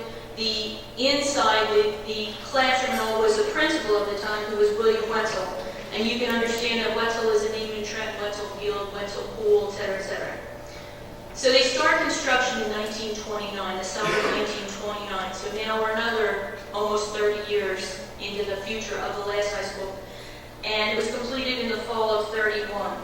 Just a little known fact. Dr. Bickett died unexpectedly right before the high school opened, and the Board of Ed changed the name of the high school from Trenton High to William J. Bickett Memorial High School. The directory went to the printer. The people said, no, we're going to call it Trenton High. Dr. Bickett's family said, keep it Trenton High. so it was changed back. So for a little while, the school had a different name. It opened in 1932, winter of 1932, and at the time it was state of the art. But when I got here tonight, I looked around the parking lot, I didn't see one car from 1932, or 42, or 52, or even 62. So it seems like we have updated ourselves, but we let the building stay state of the art 8 years ago. And so we are having our students in a state of the art building, yet we're teaching them something that's 8 years old. The E&F buildings are the only addition. They were built in 1950. They opened in 1957, and one thing interesting about that is for 2 years they had no equipment or even chairs. The kids sat on the floor and were told how things would be if they were a plumber, electrician, or whatever. So anyhow, over the years, in the 50s, there was a slate roof on the school that came down and was replaced with shingles because slate was deemed to be too expensive for the kids. In the late 50s, early 60s, the skylights over the pool and cafeteria were covered to never be uncovered again. That was the start of the moisture problems in the school. In the 1980s, the downspouts were showing signs of decay and failure. Again, more water is infiltrating the school. That's almost 30 years ago, about 30 years ago. In the 1990s, the board saw fit to put new windows in, but they put in smaller windows that were there, and they also put polycarbonate on the outside, which faded pretty quickly with the sun. So we have kids who don't realize when you look out the window, there's really something on the other side other than fuzz. The ductwork was turned off some years back because of concerns with the asbestos. So we haven't really had fresh air. A lot of windows don't open, and some that do open don't close. So anyhow, where we are now, in the late 1990s, plans were made to rehab. 2004, we moved kids out to rehab. 2014, we're here again. We are now following the history of Trenton and wasting our time at what the inevitable is. So the last thing that I want to say is, and it's been said by people before me, if you build it, they will come. And so I would recommend that we build it. Thank you.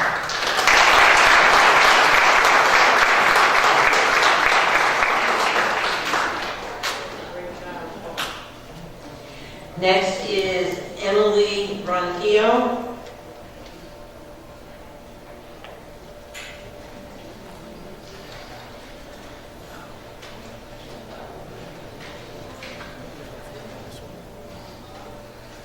Okay, Tyshana Robinson.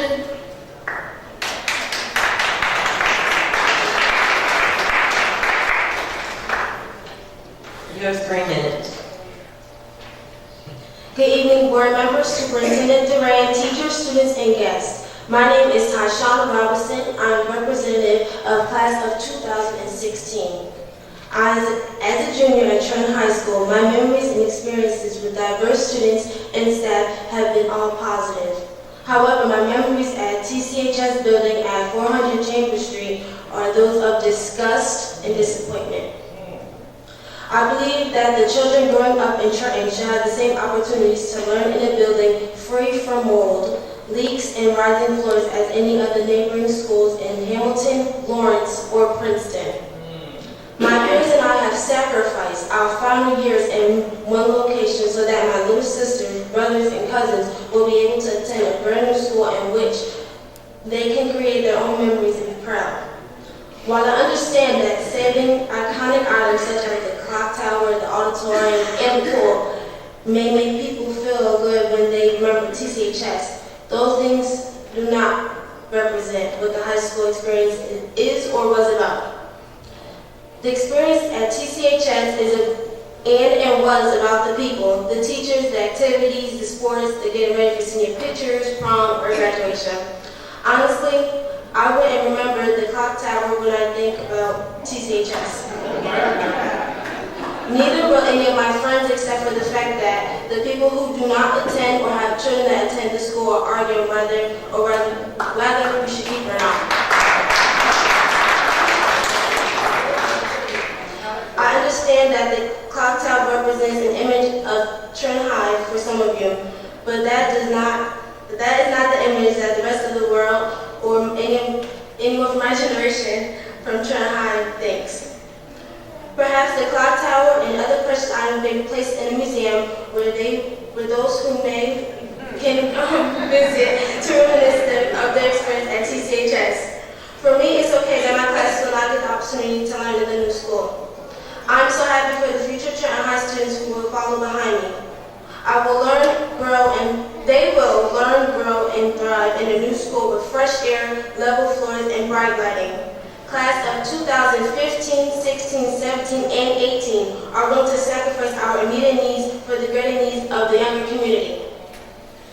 I believe that in any situation, it is better to learn in a good environment. It changes the way you think, act, and react to any situation. If you have heard anything I've said to you tonight, please remember that Trenton High School students, the city of Trenton children, deserve a new learning environment that shows that you care about them and about what they may become in the future. The best way to communicate to them is to show that you care. The right thing to do is build a new school. Thank you.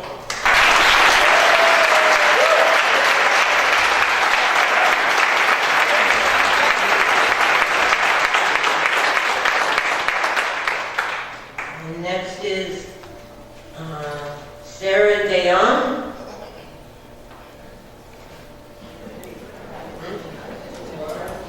Cora? Is that Cora Dayon? Yes. I'm sorry. That's okay.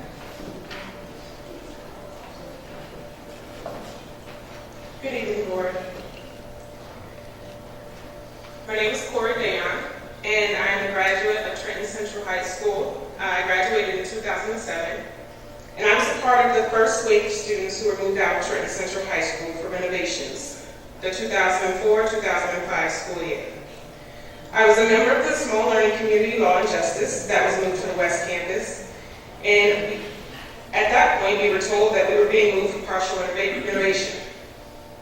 I have since gone to college for 4 years, law school for 3 years, and have since started my career. Right now.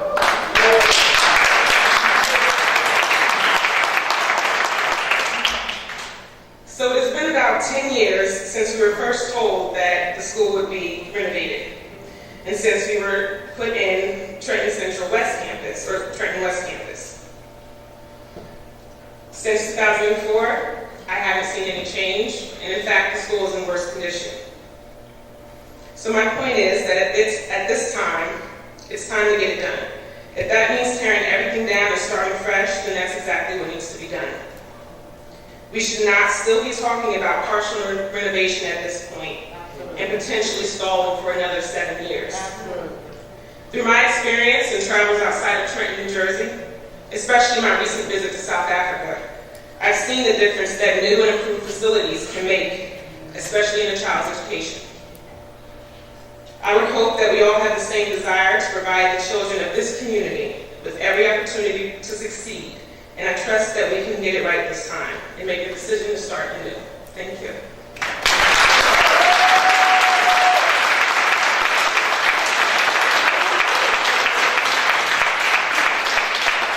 Mike Goodman. Goodman.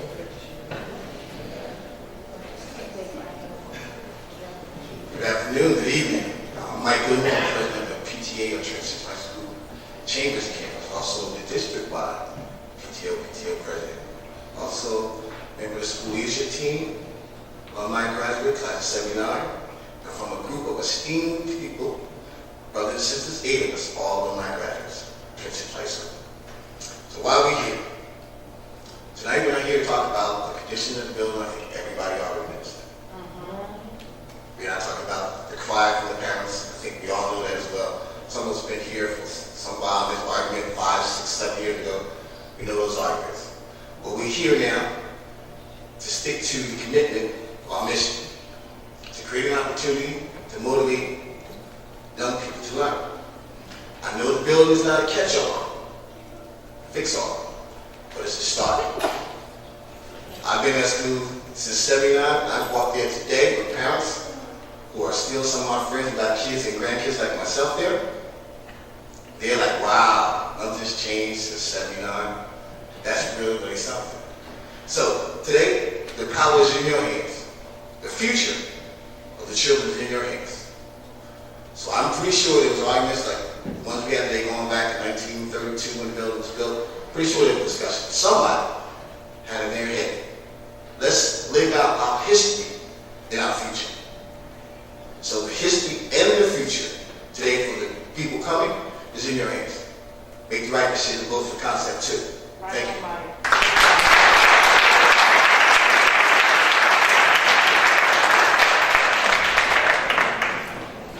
Okay, the next name is, I can't really make out the last name, it's Nancy, and it looks like it starts with an F, and I can't make out the rest of it.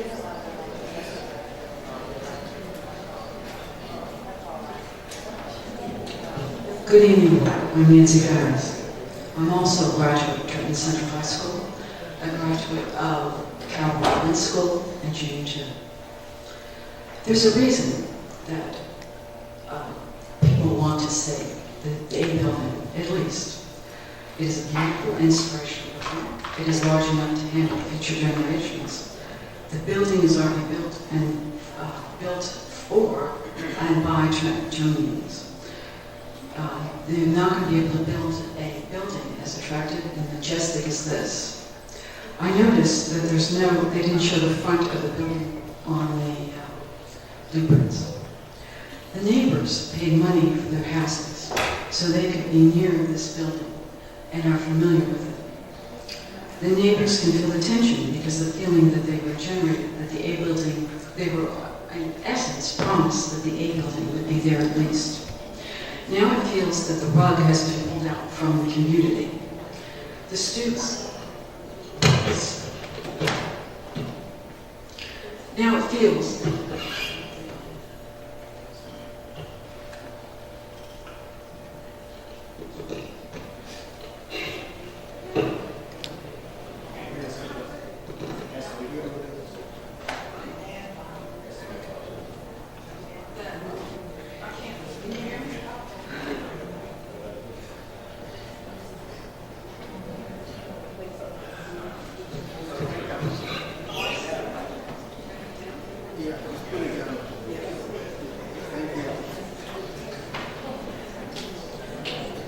The neighbors paid money for their houses so they could be near this building and are familiar with it. The neighborhood can feel the tension because of the feeling that they were guaranteed at least the A building would be there at least.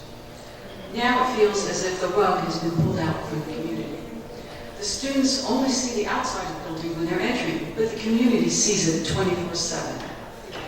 I noticed that the blueprints didn't show the front of the school. If the SDA is giving out presents and giving out the pool, can they please give us the facade? It was well designed for the varied needs of Trenton students and teachers, and has produced many successful graduates. The new building would not meet as many needs. It assumes it has a pool. Now it's supposed to have a pool. By any chance could have a facade. The students will have as much less choice of courses and instead be inspired to be more warehouse. The quality of the building will be lower and you'll be trading one set of problems for another. The building has many different sections and makes it flexible. We were told that the structural engineer comes from Trenton and it doesn't. Major surgery requires a second opinion. We ask that another engineering firm based in Trenton with more experience in renovation takes a look at this. As we watch the Capitol Dome being repaired, we remember that the Capitol Dome is 160 years old. What does the front of this building look like? How long will the building be standing? Have you made a video tour of it? Local properties will have a lower value. The neighborhood will not look as nice and majestic. You had a song saying, the kids would sing a song that says, "You're amazing the way you are." And we do like the building in the front. If the SDA can give a gift, if they can give us the front of the building, like it is, with the facade. And I appreciate seeing what the front of the side of your blueprints look like. You brought the students of Trenton High to other buildings that are actually older. So the students saw what happens when you do take care of buildings. And that's what you need to do, is this is a building. You have 45 seconds. Thank you very much.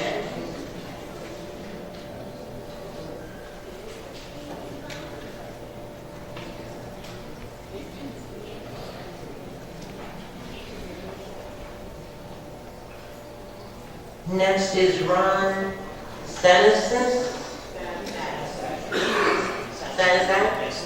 Good evening. I'm here to discuss a different issue, although I certainly hope that we move forward on concept 2. I'm here tonight to ask for your assistance in addressing a travel authorization that was not put on tonight's agenda. On September 5th, I received an email from Mrs. Grady, my supervisor, asking me to sign up for an FEA, Professional Development Seminar, on October 22nd. I promptly submitted the paperwork that same day. Last week, I received an email from Ms. Flowers saying that my authorization was not approved and it would not be on the agenda for this week because it was submitted after the deadline. After further investigation, I noticed that the electronic copy showed a timestamp of October 9th. I'm not sure where the problem occurred, but I want to note that I submitted my paperwork well within the time limits. I'm asking that the board look into this and please investigate and so that I may attend this professional development as requested by my supervisor, Ms. Sharon Grady. I also give the rest of my time to Ms. Janice Williams. Thank you, Mr. Zach, for relinquishing the rest of your time to me. First, I would just like to thank the Trenton Central High School School Leadership Council who did a phenomenal job in working with the SDA to get a new high school for our students, which is well deserved. I've been in the district since 1980. And to the young ladies and alumni, I remember when you had to go over to the West Campus. It continued to be a short period of time, and that was 2014.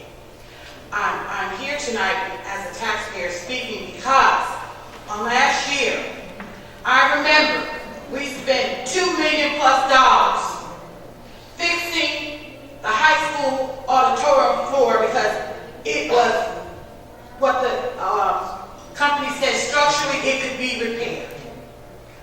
So now I'm finding that it really could not be repaired, and we have expended $2+ million. I need to know as a board and as a taxpayer, how are we going to recoup that money that they hijacked out of this district when they knew that that floor could not be repaired? And I need our legal people to look into this issue because somebody, this company, this firm owes this Trenton Public School District and the taxpayers of this city $2+ million. Let's finally get it back.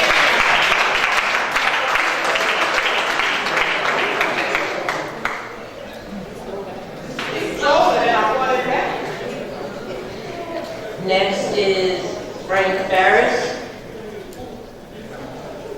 We can get a new facade on the outside for $2 million. Good evening, members of the board. I've been listening to your presentation from the SDA. I'd like to find out exactly, you're going to build a building for $130 million, yet in 1929, adjusted for inflation, it cost $800 million with labor costs very, very low. How can you replace a building that costs $800 million with one that costs $130 million? Doesn't make any sense. You're going to miss something when you take it out. I think you should preserve the building that you have there now and incorporate it into the new structure. I'd like to point out also that it's amazing that with so many structural problems that CBI has brought up, it's amazing that the building has stood for 82 years. How is it possible for a building to withstand hurricanes, tornadoes, and wind, and not fall down when it's missing all these structural elements that CBI says is missing? That doesn't make sense to me. And as a taxpayer, I think it's important that the board brings somebody in who has experience with these type of buildings and with these kind of structures to present an extensive cost analysis as to what could be done and how much it will cost to preserve that Section A. I don't think that's been done, and I think 14 pages on the report is not adequate enough to tell you if it's financially prudent to do that. There's also another factor too. The building that you have now, in terms of maintenance, is minimal. The walls are brick and cement, but your new building will have wallboard and materials that are not quite as good as what was done in the 1920s. I think that should also be factored into what it would cost. Have 1 minute. What it would cost to replace the building. Anyway, thank you very much.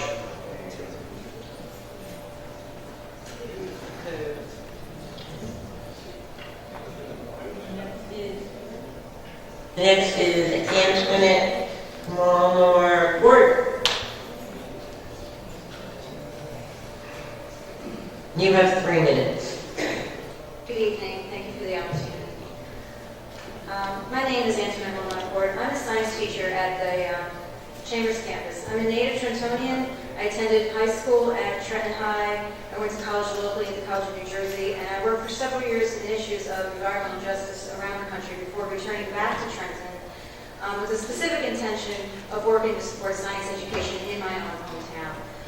Many of us are familiar with walking into Princeton High School, feeling as though we've just stepped into Trenton High 50 years ago. The schools have similar designs, the walls and materials are the same. The sad difference is that Princeton was maintained, while Trenton was not. Sure, it makes us angry to see such neglect and waste of quality craftsmanship and materials, but we cannot do the important work of moving forward and fixing the hand we were dealt if we wallow in what we cannot change. This building clearly, sadly, unfortunately, it needs to come down. But I believe we have a golden opportunity in front of us to ease the sting of the neglect and subsequent loss of a historical building that was such an important part of so many of our lives. That opportunity lies in more than just the reconstruction of a new building. The gentleman in the beginning stated that the building was not designed with reconstruction in mind, but it was designed with community in mind. The building was designed to support more than the students that were there, with the tunnels and the connection to the hospital and as a bomb shelter. Trenton is renowned for being a leader in progressive movements, from Hedgepeth Williams' legacy to the bridge that still proclaims Trenton makes and the world takes. Let me explain. In 2005, the United Nations approved a resolution to focus the next decade on education for sustainable development. This decade is called the Education, the ESD decade. To encourage countries around the world to work collaboratively to implement curriculum that recognizes the relationship between issues such as health, poverty, education, food security, human rights, economic development, and environmental concerns such as resource management and water and energy consumption. You have 1 minute left. Science teacher from Trenton was actually selected as one of the 48 teachers to go over and work with them. Several years ago, the Willow School in New Jersey was recognized at education conferences in Montreal and San Diego as a model school, quote, and prototype of progressive integration of sustainable design initiatives in both the building and curriculum that other institutions across the country should follow to accomplish the tasks of the 21st century and beyond. This school has terrace gardens, for example, that filter used water and return it back into the building. The USGBC, United States Green Building Council, has a Green New Jersey Schools Committee, which includes architects and designers. They've also appointed a fellow in New Jersey for 3 years to work with schools to reduce operating costs and improve learning environments through building design and analysis. The New Jersey Department of Education, the Education... Time is up.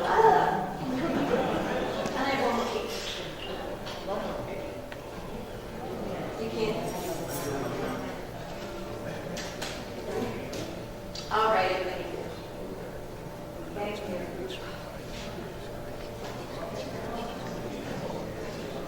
Tiffany Williams.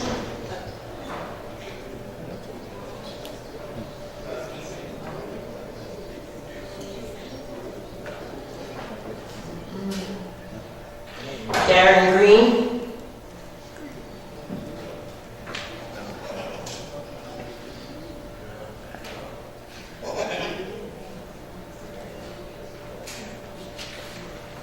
Good evening, Superintendent, board members. Darren Freeman Green. The board is operating under the banner of the urgency of now. But really, in this city, people haven't even been taught about the science of that. That was Dr. King.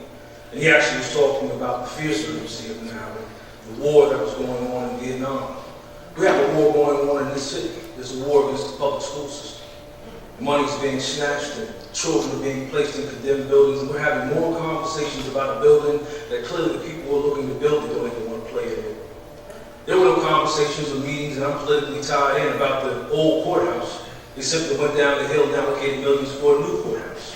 So I'm wondering when are we going to stop playing this game and keep putting these children through the hell and allow them to see some heaven for a change. Your perspective, your thought process, how you see and feel about you, it impacts your learning.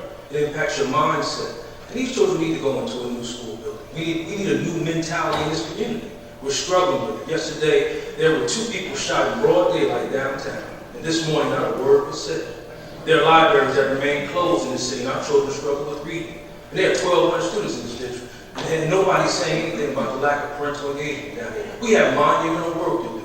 We need a new day built down here. It needs to start with a new school building, a new agenda, and a new mentality. And the standard must be excellent. If you give us a new building, I'll work on everything else. Thank you. All right.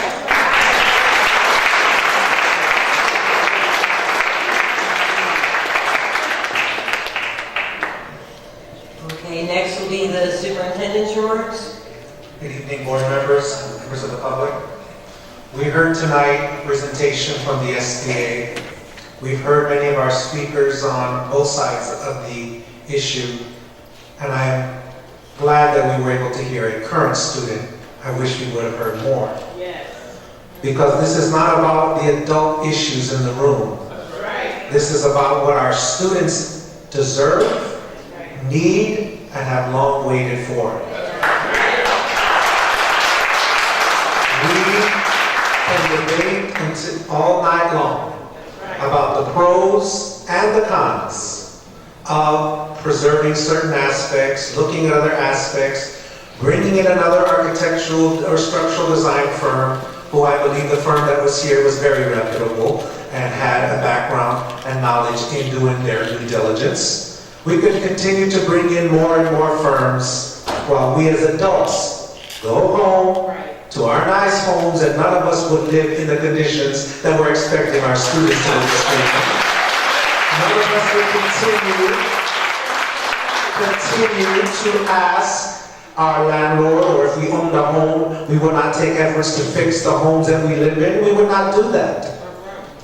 So we're asking more time for other people's children, not our own. Even though we did hear from some parents tonight who do have children in the system, we didn't hear from enough. And I guarantee you, if you did, you would hear a resounding request to build the best possible option for our students and their children.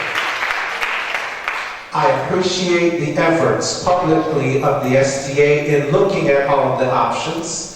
And I'm very thankful about the pool addition. Thank you, Mr. Chairman.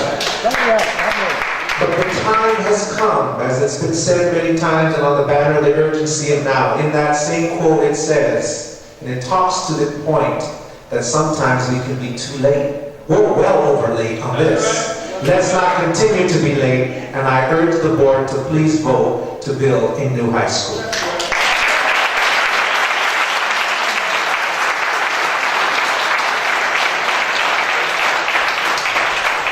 Tonight, I would like to publicly recognize our educational visionaries for their contributions to the success of our children. And in honor of National Principals Month, I would like any principal who's here to please come up to the podium. All principals that are here, please come up to the podium.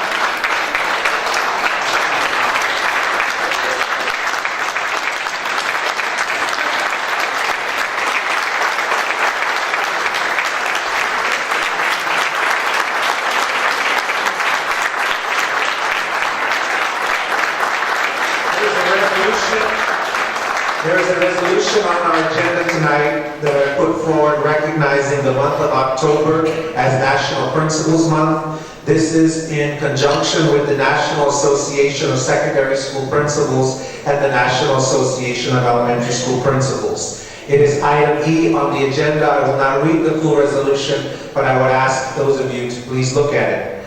But at the end, I would like to read that it is therefore resolved that the Trenton Board of Education does hereby proclaim the month of October as Principals Month, the week of October 19th to the 25th as Principals Week, and October 24th as Principals Day, to recognize our principals for all they do, and they wear many hats, especially as we move on, they are getting even more, to help our children and our staff learn and succeed. And on behalf of the school district, I want to thank you for all that you've done and all that you will do for our students, and ask Ms. Tunstall as representative to please make a comment on behalf of all principals, and thank you for your work. Thank you. Superintendent, board members, our leadership team, on behalf of the principals of TASA, we say thank you, thank you, thank you. Thank you for the recognition. We all want to feel appreciated. You have made us feel very much appreciated. Appreciated especially with the personal notes that each one of us got. That was truly appreciation. We truly enjoyed that. We say the urgency of now. We want to be the principal's urgency of now. We know the importance. We heard Trenton High needs to be built. Our boys and girls need a better place to be educated in. What? You can't even think about that? We know it's not you. I was here 10, 15 years ago, and I know what the concern was. So as principals, we are the urgency of now. It says that for schools need good leaders. We think, we know that you have good leaders. And again, on behalf of TASA and the principals, we say thank you, thank you, thank you. Thank you, Ms. Tunstall. And to all the principals that are here, and I'll read this one.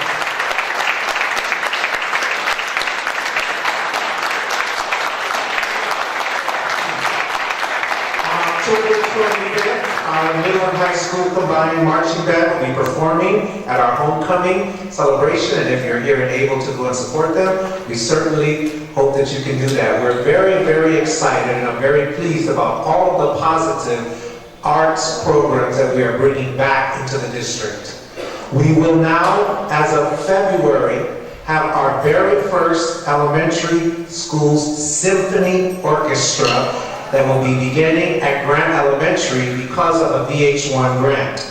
We're continuing to apply and work towards more VH1 grants. They have been a wonderful partner, and because of them, they also included Jefferson Elementary this year as a new addition, and now we will have at least half of our schools with the VH1 grant. And it is a wonderful, wonderful thing to see that we are investing in our children, artistic abilities, and we must continue to do more, because when we do, they shine. We saw what happened. They went on as a choir to win first place 2 years in a row. They were asked to go perform on national television, the marching band. They were asked to go to the Hamptons.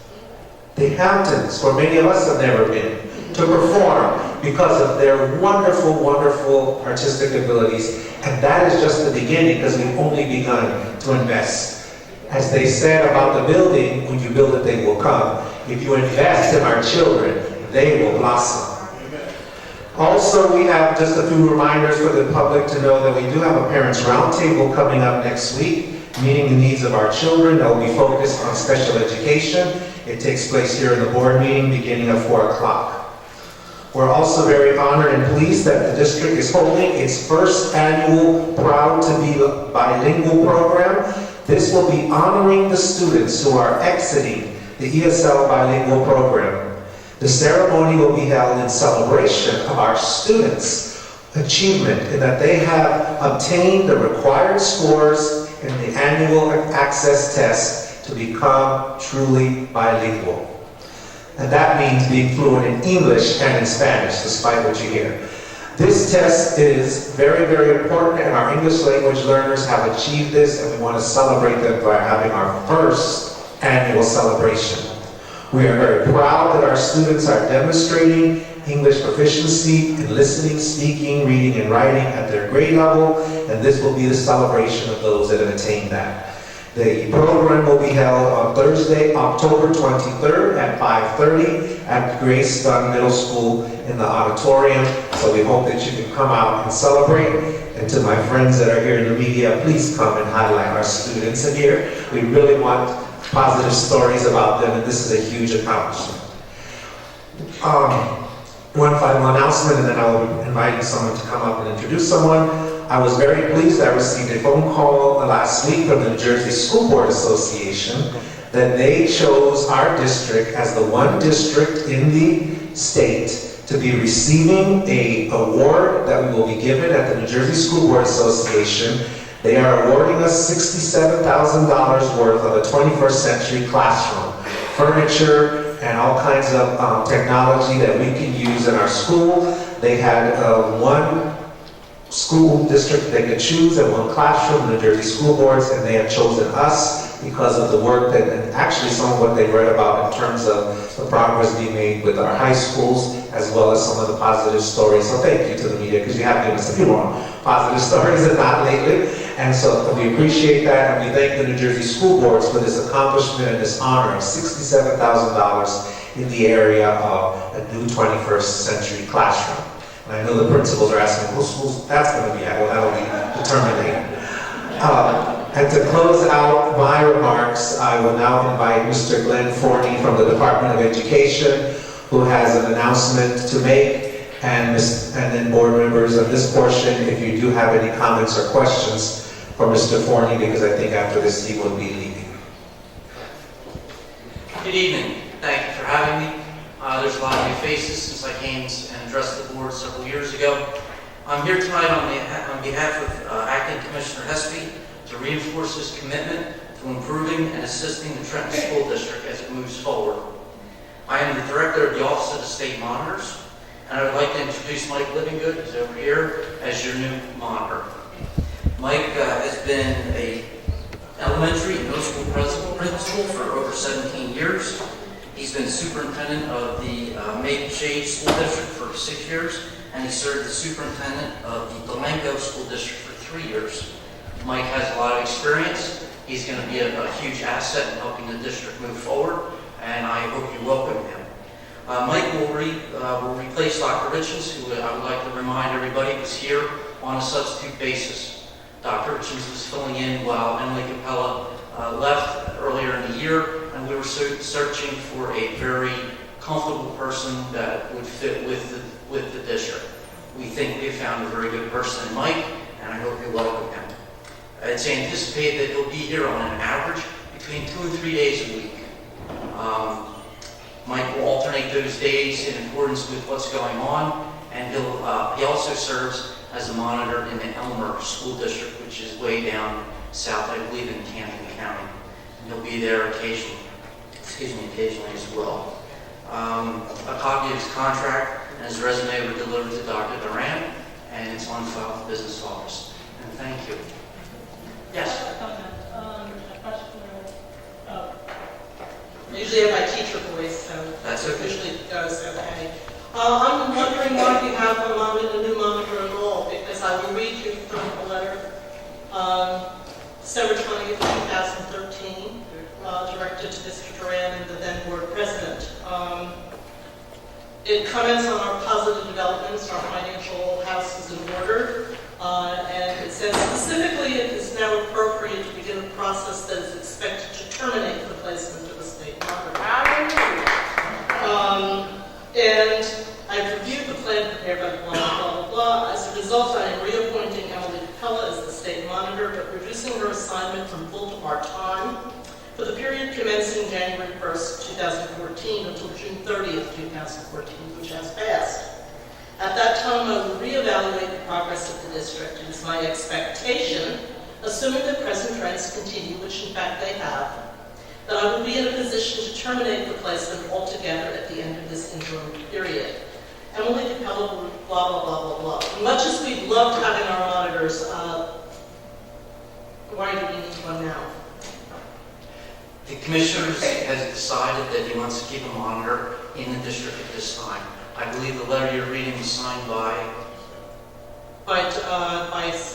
Christopher Sir. Christopher Sir. The acting commissioner at this point is David Espy, and he's determined that he wants to assist the district in moving forward, and it's the commissioner's call. What is his particular reason for doing so? I think that's fair to ask. I think that I can't speak for him on that point. However, I can tell you that the district is doing well financially, and that's a fantastic thing. You have a very talented business administrator who works very hard. However, the finances are what qualify you for a monitor, but the underlying problems that existed prior to what will cause you to have a monitor, and some of those conditions still exist. And I think moving forward, we'll work to helping you correct them.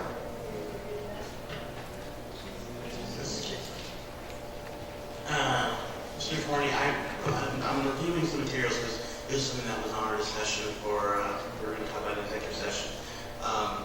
We have an exit criteria from Dr. Cowell, and this is stated when I first got here back in March of 2012. To this day, I don't think that we've received any criteria, so I think that it's irresponsible to appoint a monitor here. I don't think that the public understands that you haven't demonstrated to us why we need a monitor. And then the other thing too is, I'm sure this is a very qualified gentleman, that's a teacher sitting there. That individual represents a teacher, that represents a line, that represents technology that we can't do. And then we're sitting here as a board expected to comply with no plan. So in the absence of a plan, it seems that you're asking us to accept this individual here, and we don't even have anything to strive for. You talk about financial goals, and we've reached those, and we've worked on those aggressively with Ms. Howard and with our new leadership. We've worked on those aggressively. You've asked us to talk about our academic goals. I think we're working collectively with the RAC to accomplish that. We are working with Mr. McKenna over there to get ready for our high school, where I think the community has come together. But for us to sit here and have a monitor thrust upon us, when our current monitor is here once a week, and now we have somebody here who's in a part-time nature, so it shows that there's no sense of urgency from the DOE in terms of our finances or other things that are going on here, especially when there are other issues going on in the state. I think for you to present a new fiscal monitor in this district in the absence of a plan for us to be relieved of this obligation is irresponsible. And I think that I would join asking the board president to submit a letter to the commissioner asking for definite criteria and a definite timeline. I've been on this board, this is my 4th year, and we've had a monitor here, and we, as a district, there were some things that happened before the bulk of the first year, before this leadership team was here, was able to do, and we've worked to accomplish those. But for you to keep pushing the goalposts down the line sends a wrong message to the district. Obviously, we're doing things right, but for you not even to tell us and have the respect to come here and tell us what's the reason behind keeping a monitor in this district is irresponsible. And I think it's disrespectful to the parents in this room. It's good enough for Mr. McKenna to give us a brand new high school, which we deserve, and to invest his time and his folks here. But you can't tell us, or Commissioner Espy can't tell us why we still have a fiscal monitor. Why have we done everything you've asked us to do? Some of the things that we've done, we've had to roll back because Ms. Capella came in and said, that's actually wrong. You guys have to do it this way. And we've rolled it back and we followed everything they've done to a T, and we worked with them and we've done what we needed to do. But we have no plan. We have somebody here in our district who's imposing on our district with no plan to get from out of state control. And I think that that's just, it's offensive that to come here and say you're getting a new monitor with no plan to relieve that obligation. Sit on the hammer.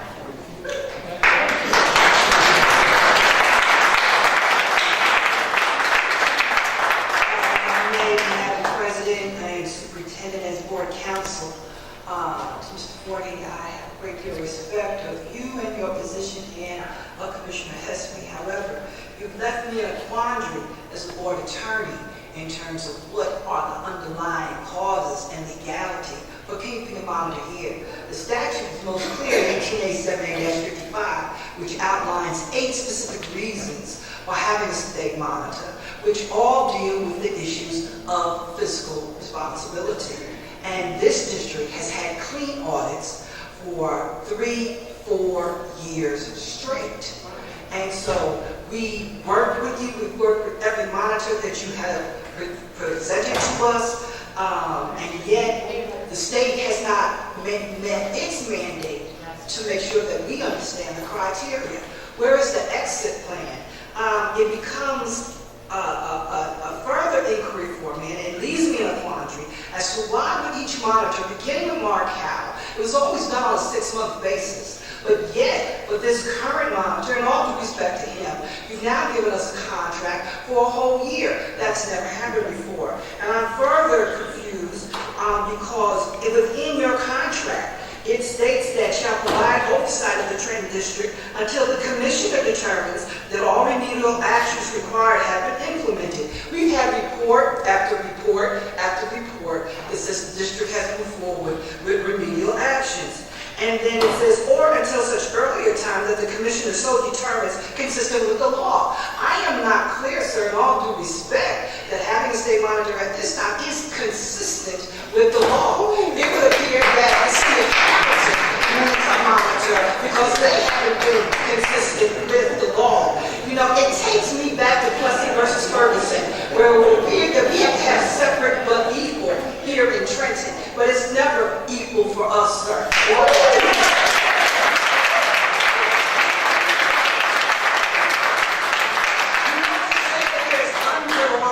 Circumstances, but that has not been clearly articulated, and I do not believe that the statute that governs having a monitor talks about underlying circumstances. I'm not clear, sir, that in all due respect to the person that you have assigned can even rise up to the level of the leadership team that this superintendent has put in place.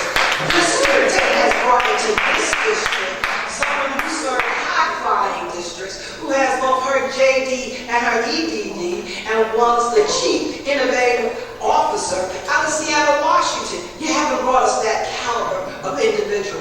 We have someone here who's helping us in special education. Now, special education did end us up in a deficit. Yes, it did. But we have not been in a deficit since 2009. We no longer have the individual who was the superintendent who allowed us to go into a deficit against the advice of the chief business administrator. We no longer have the individual who was the special education director who refused to listen to anyone with sound mind and sound fiscal policy. No, we have someone now here who's working hand in hand. I become further confused for the city of Trenton when, in point in fact, we have the RAC here, the Regional Achievement Center. We have the Regional Achievement Center that is supposed to be providing oversight in terms of academic performance as it pertains to our priority schools and our focus schools.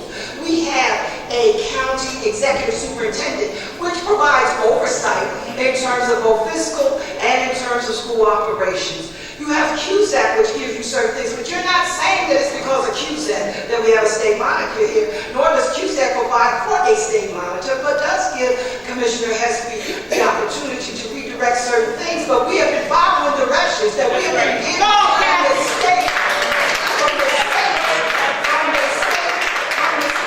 And it always appears that every time that it looks as though we want free, as they said, we're no longer 12 years a slave.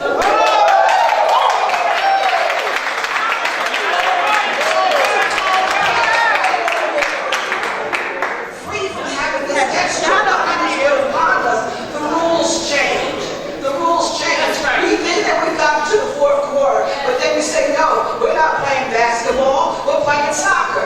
So then when we get to the fourth quarter, then no, we're not playing soccer, we're playing lacrosse. Then when we get to the end of that, no, we're not even going to play sports, we're playing chess. The law does not provide for the state to establish a cottage industry to keep certain people employed on a continuous basis.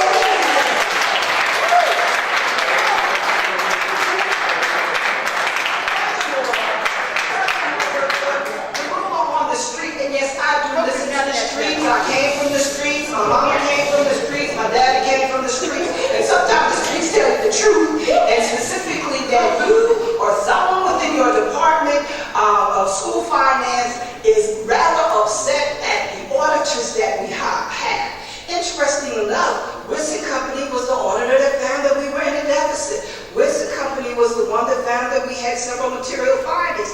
Yet because we have a clean audit, the rumor on the street is that you need to have a different auditor. But this is the auditor. that is used by the state. This is the auditor that's used in Newark. This is the auditor that's used in Princeton. This is the auditor that's used in Hopewell. I see nothing, sir, in all due respect, within the law that mandates that this district has to stay under the bondage of a state monitor.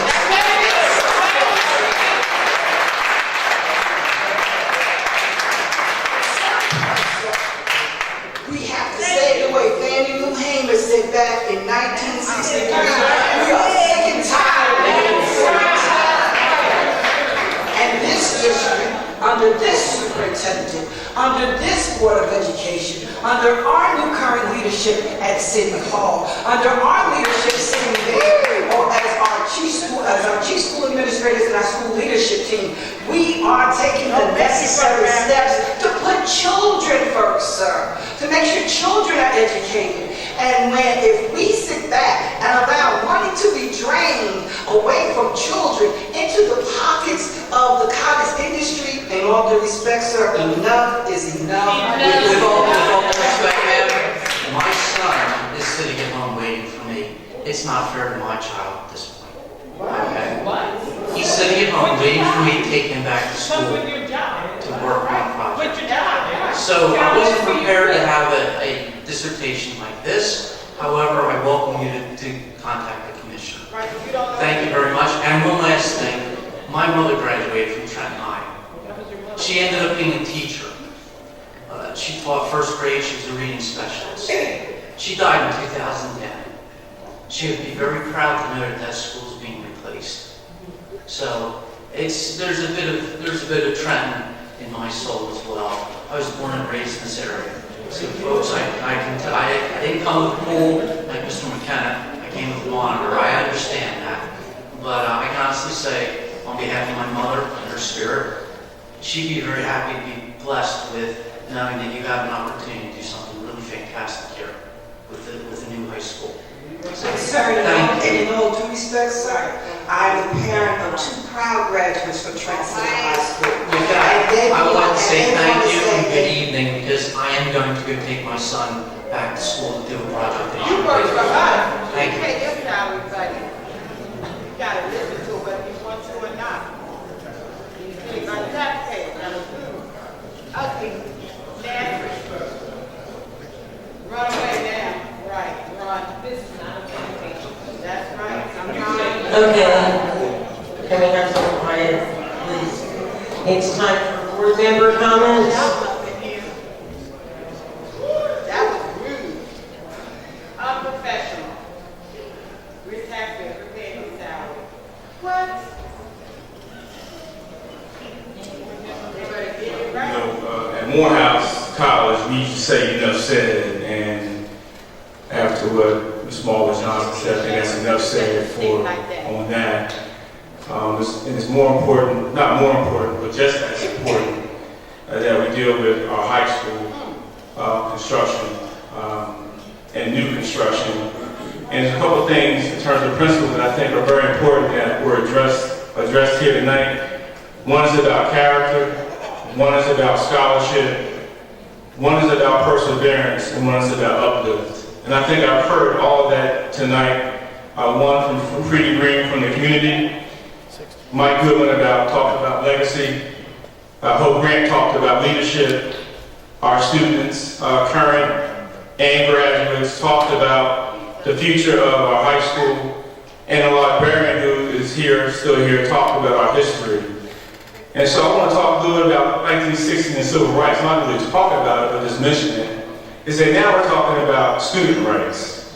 And it's important that, I'm not boring, I'm just kidding. Now we're talking about student rights, and it's very important that we stick the concept to and build new construction of our high school. And so I'm in favor of that. In light of the CBI presentation, it's not only unsafe, but it also it's just not, in terms of stability, demolition, but what's going into the engineering report, that it's better for us to move forward in the high school. Enough said. Anyone else?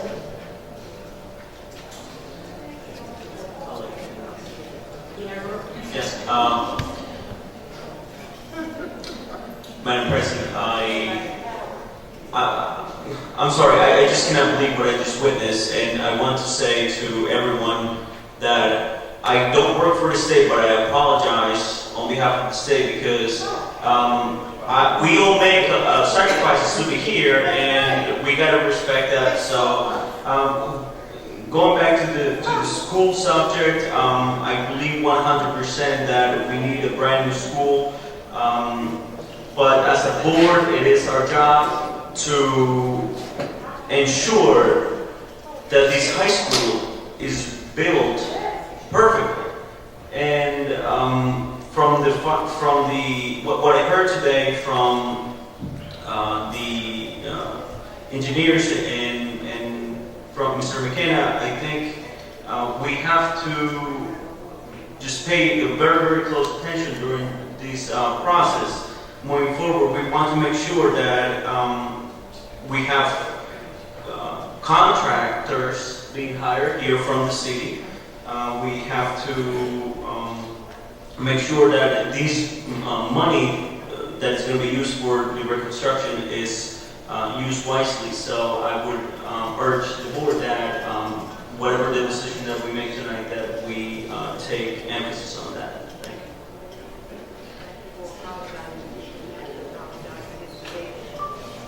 you. Madam President, Mayor,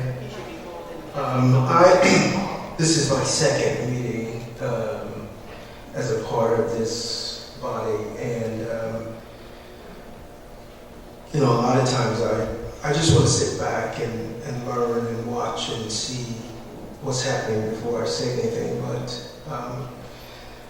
I was moved by the dissertation of my dear sister earlier, and just wanted to, maybe somebody can tell me if I'm out of line, but is there some way we can challenge the state on this state monitor situation? Yes, there is, and that would require us to, like, could potentially be a legal challenge, and certainly I think it's on the board in an exec session to discuss. Yes, it is on the board agenda for exec session, so it will be brought up for discussion. Any other comments? I would just like to remind everyone that if we assume, as I assume we will vote for a new school, that the same problem will ensue with this new school. It doesn't just end there. The reason why Princeton still has its old school is because it was maintained. Ours is not going to be here because it was not maintained. The new school is going to require maintenance, maybe even more maintenance than an old school. And new materials are different, etc., etc., etc. We've never had enough money to be able to do the things that we need to do. And so that should be on everyone's mind. This is not going to be, building a new school is not going to solve everything. It may not even solve anything unless all those other things are attended to.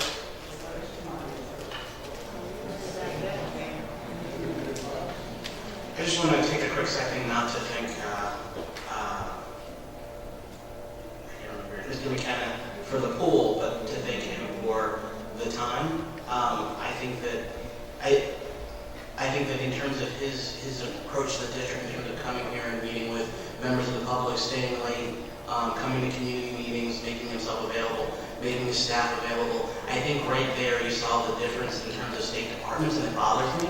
I think the Department of Education, we had somebody tell us that they had somebody to go home to, and I understand that. I think we all have families. I think everybody out there in the crowd has families. Everybody up here on this board has somebody at home that they're volunteer. I think everybody understands that here, but I think that we've seen Mr. McKenna, we've seen his staff, and it's not just these two folks right here. They're staff members throughout the room. Thank you. They're there, and they have families, and they don't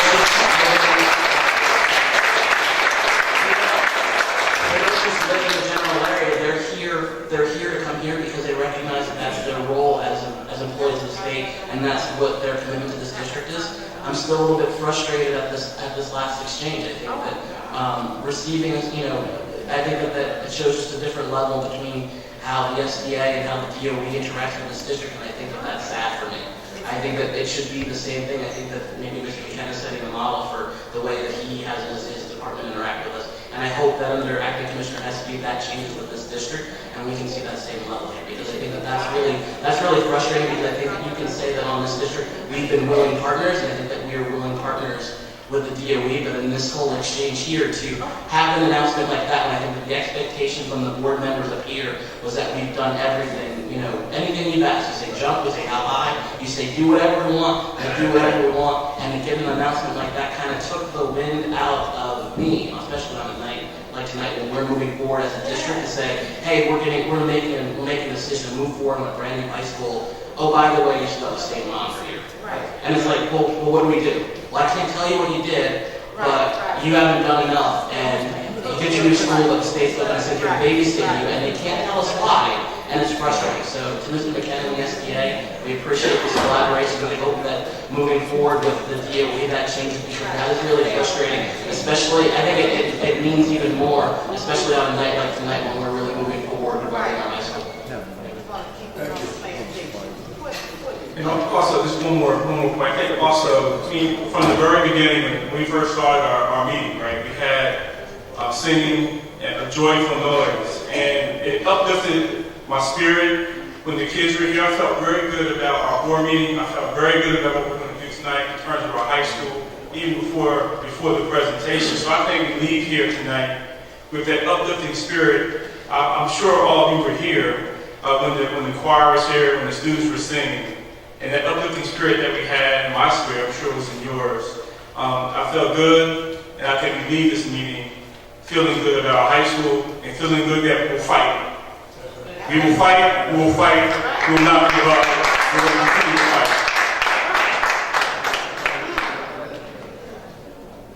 He wouldn't have did that in Hamilton, he was printing our whole place, better believe that. Okay, I have a couple of things. I was very concerned about that presentation, and yes, we will be discussing that. I don't understand why you can say that there's underlying issues, but you can't tell us what those issues are. I know for as many years as I've been involved in education, I've been on the board for 30, but I've been involved in this district in education for 30. That this district has always bent over backwards to cooperate with the state, and it's always been that we've been the state's whipping child. Okay, whatever it was, they came after Trenton. And no matter what we do, it was never good enough. I'd also like to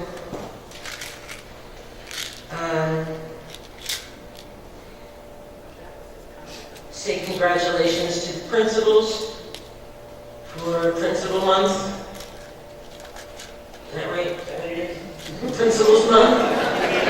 We have, you know, I was watching when Dr. Durian was speaking to you, and you were all up here, and it's like, you know, something that I said a long time ago. You were all women. And I said a long time ago that although we had some wonderful, had some wonderful men principals, that the women are the ones that do the nurturing. You're the ones that make the kids feel like they're yours. And I respect you all the more for all that you do for our children. Thank you. The other thing is I'd like to just make a comment on the School Boards Association grant of the $67,000, gift of the $67,000 for the 21st Century Classroom at the conference. That's like absolutely fabulous. I'm so excited. I can't wait to be there, and we'll be there. I can't wait to be there and to thank them, and I can't wait to see what we're going to do with it, because it's just going to make things so much better for our kids. And those are the kinds of things that we do, that we work so hard for to get for our kids, so that our kids can advance and make better progress than they have in the past. And I had one other question, was you said that next week was a parents' roundtable. What day?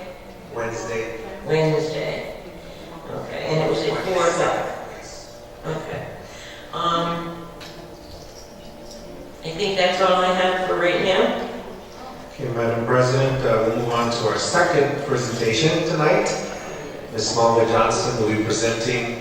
We must present each year. We must review this New Jersey School Ethics Act for school board members. It must be in public. And Ms. Malva Johnson will be coming to the podium to present some information to you. Thank you.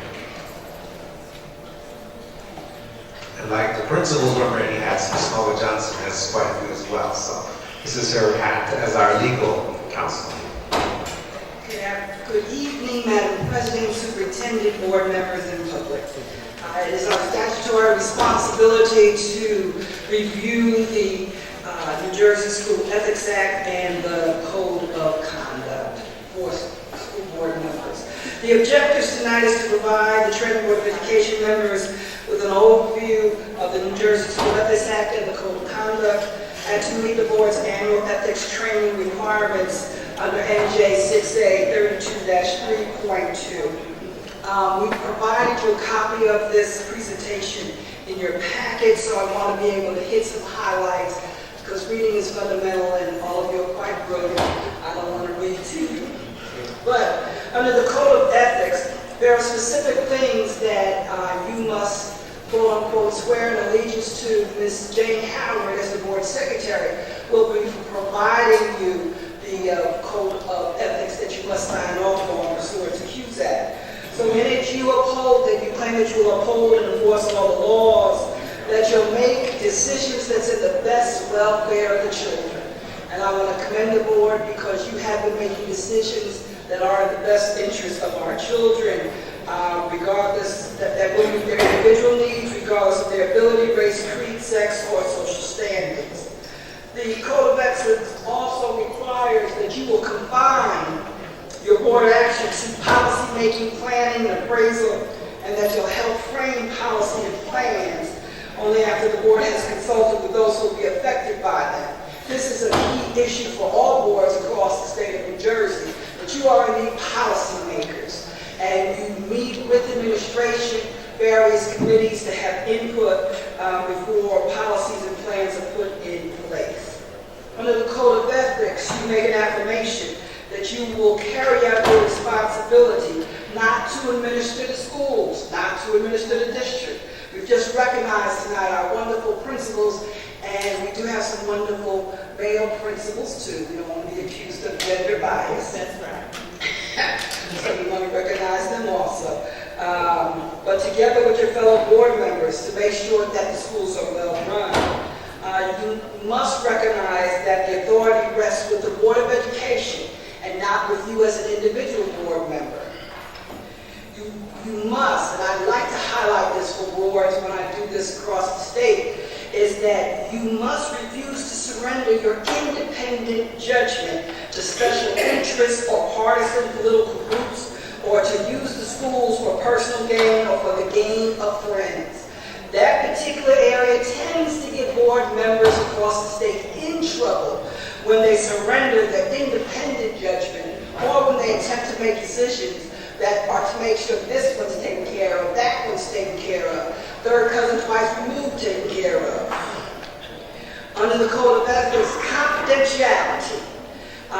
You must affirm that you will hold confidential all matters pertaining to the schools which, if disclosed, would needlessly injure individuals or the schools. Let me say my experience as a school board attorney since 1990. I will take away my Trenton experience, but in the rest of the state, the issue of confidentiality is a major one because many times before somebody leaves a board meeting, somebody else will call you and tell you exactly what happened in an executive session, as they were told by another board member.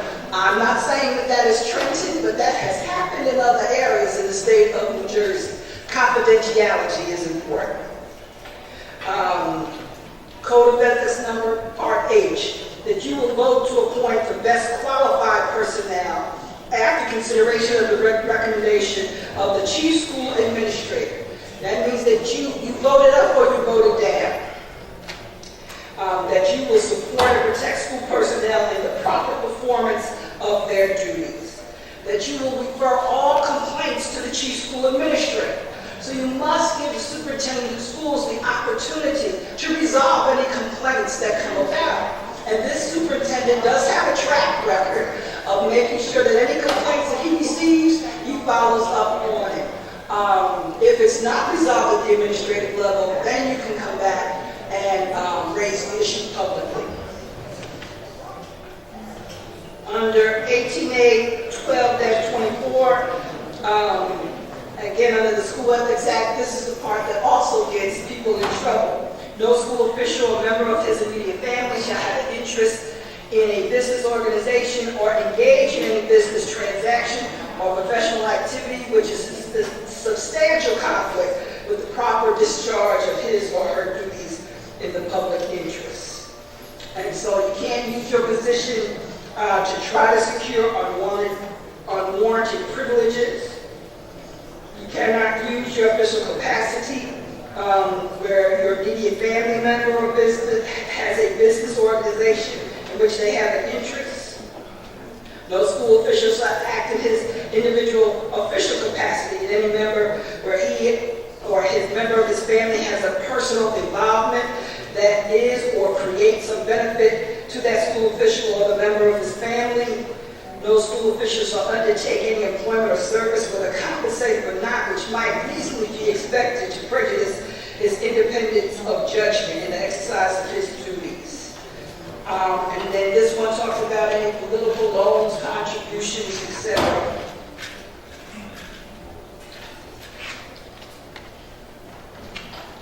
In the discharge of your official duties, this provision shall not apply to the solicitation or acceptance of contributions to the campaign of an announced candidate for elected public office. If the school official has no knowledge or reason to believe that the campaign contribution, if accepted, was given with the intent to influence the school official or in the discharge of their official duties. All right. I want to share with you some case law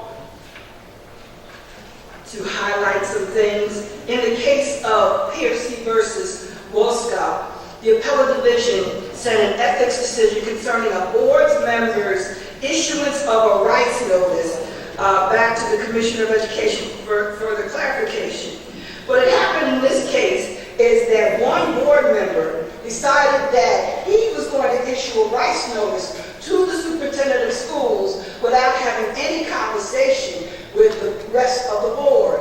And so it was found that this was beyond that board member's authority. And so they found that this was improper. In the matter of Waterman, the school ethics found probable cause that a board member had violated the act by using his official position to secure unwanted privileges for himself and his son. The board member failed to appear before the hearing and gave no explanation. So again, this is an example of how someone can use their position to try to help their son or their relative. And then one last case that two more cases.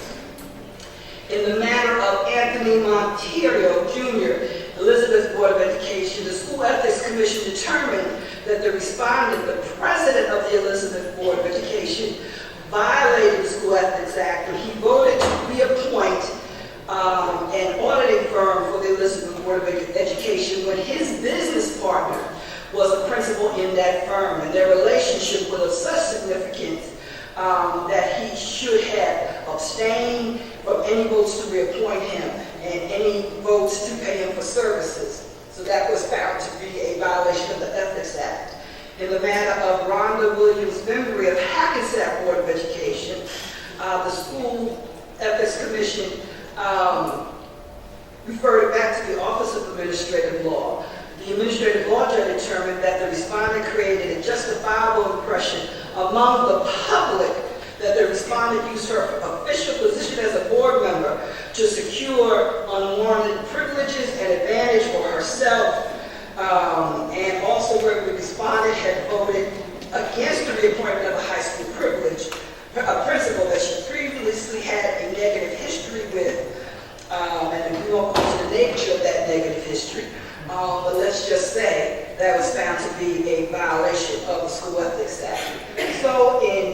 substance, how do you stay clear to make sure that you're not violating the School Ethics Act?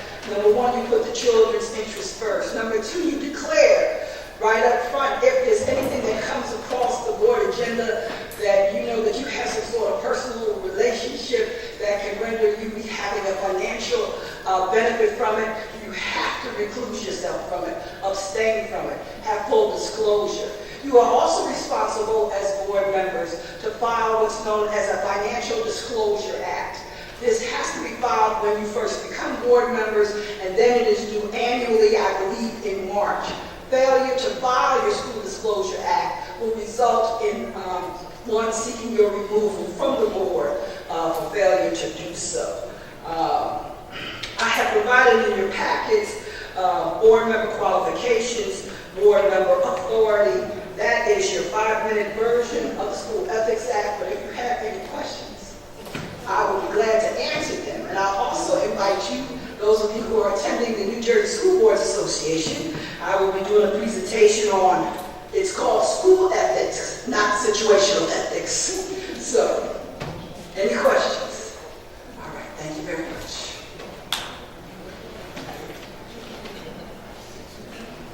Can I actually just say something?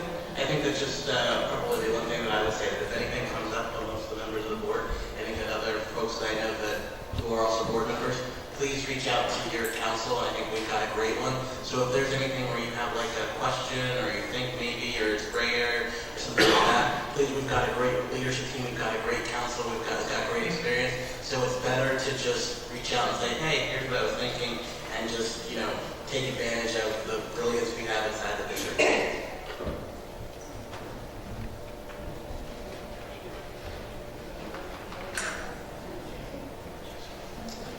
Okay, next is for discussion and action on the consent agenda.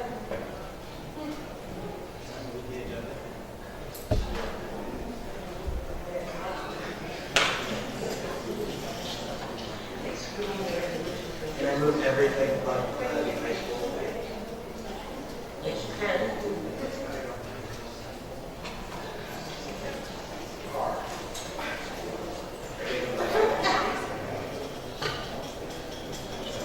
Second. D.A. Graham. Yes. Sophia Benson. Yes. Jason Redd. Yes. Jane Rosenbaum. Yes. Guillermo Gomez. Yes. Gerald Trueheart. Yes. Denise Middleton. Yes. Consent agenda passed with the exclusion of item R under finance. Okay. You want to do item R now?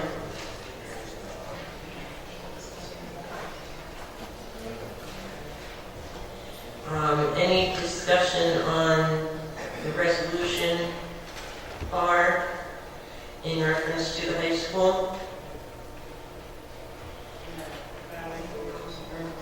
Okay, and different from the presentation on the resolution option 1 is the advancement of the project scope for New Trenton Central High School with the demolition of the entire existing Trenton High School facility, including previously identified iconic elements. And 2 is acceptance of additional time to the project schedule for the purpose of conducting further structural investigations pursuant to the preservation and reuse of certain portions of Wing A. Madam President, I move R2. Right.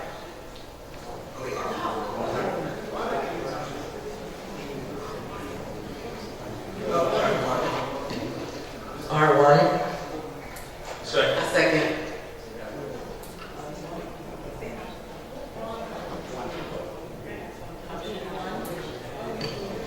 One is advancement of this project. Advancement of the project scope for, I'm sorry, the New Trenton Central High School project as follows.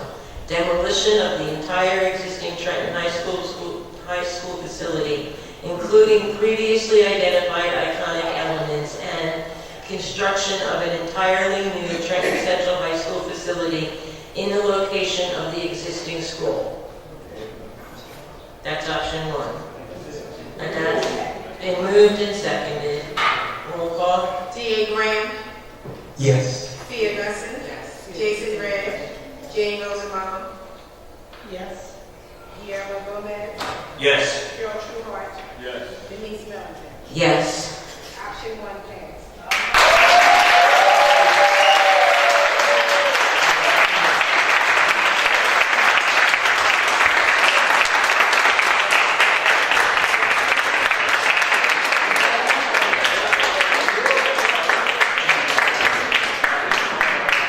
So with the applause, to be very clear, option 1 on our agenda was different than option 1 on the presentation. Option 1 on our agenda is a demolition and a brand new building, which is what was just voted on.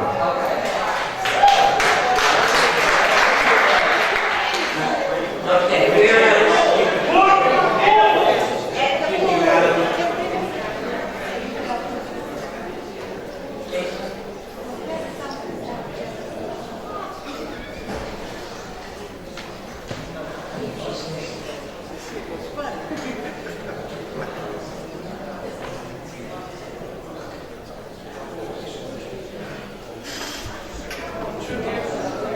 That's on that.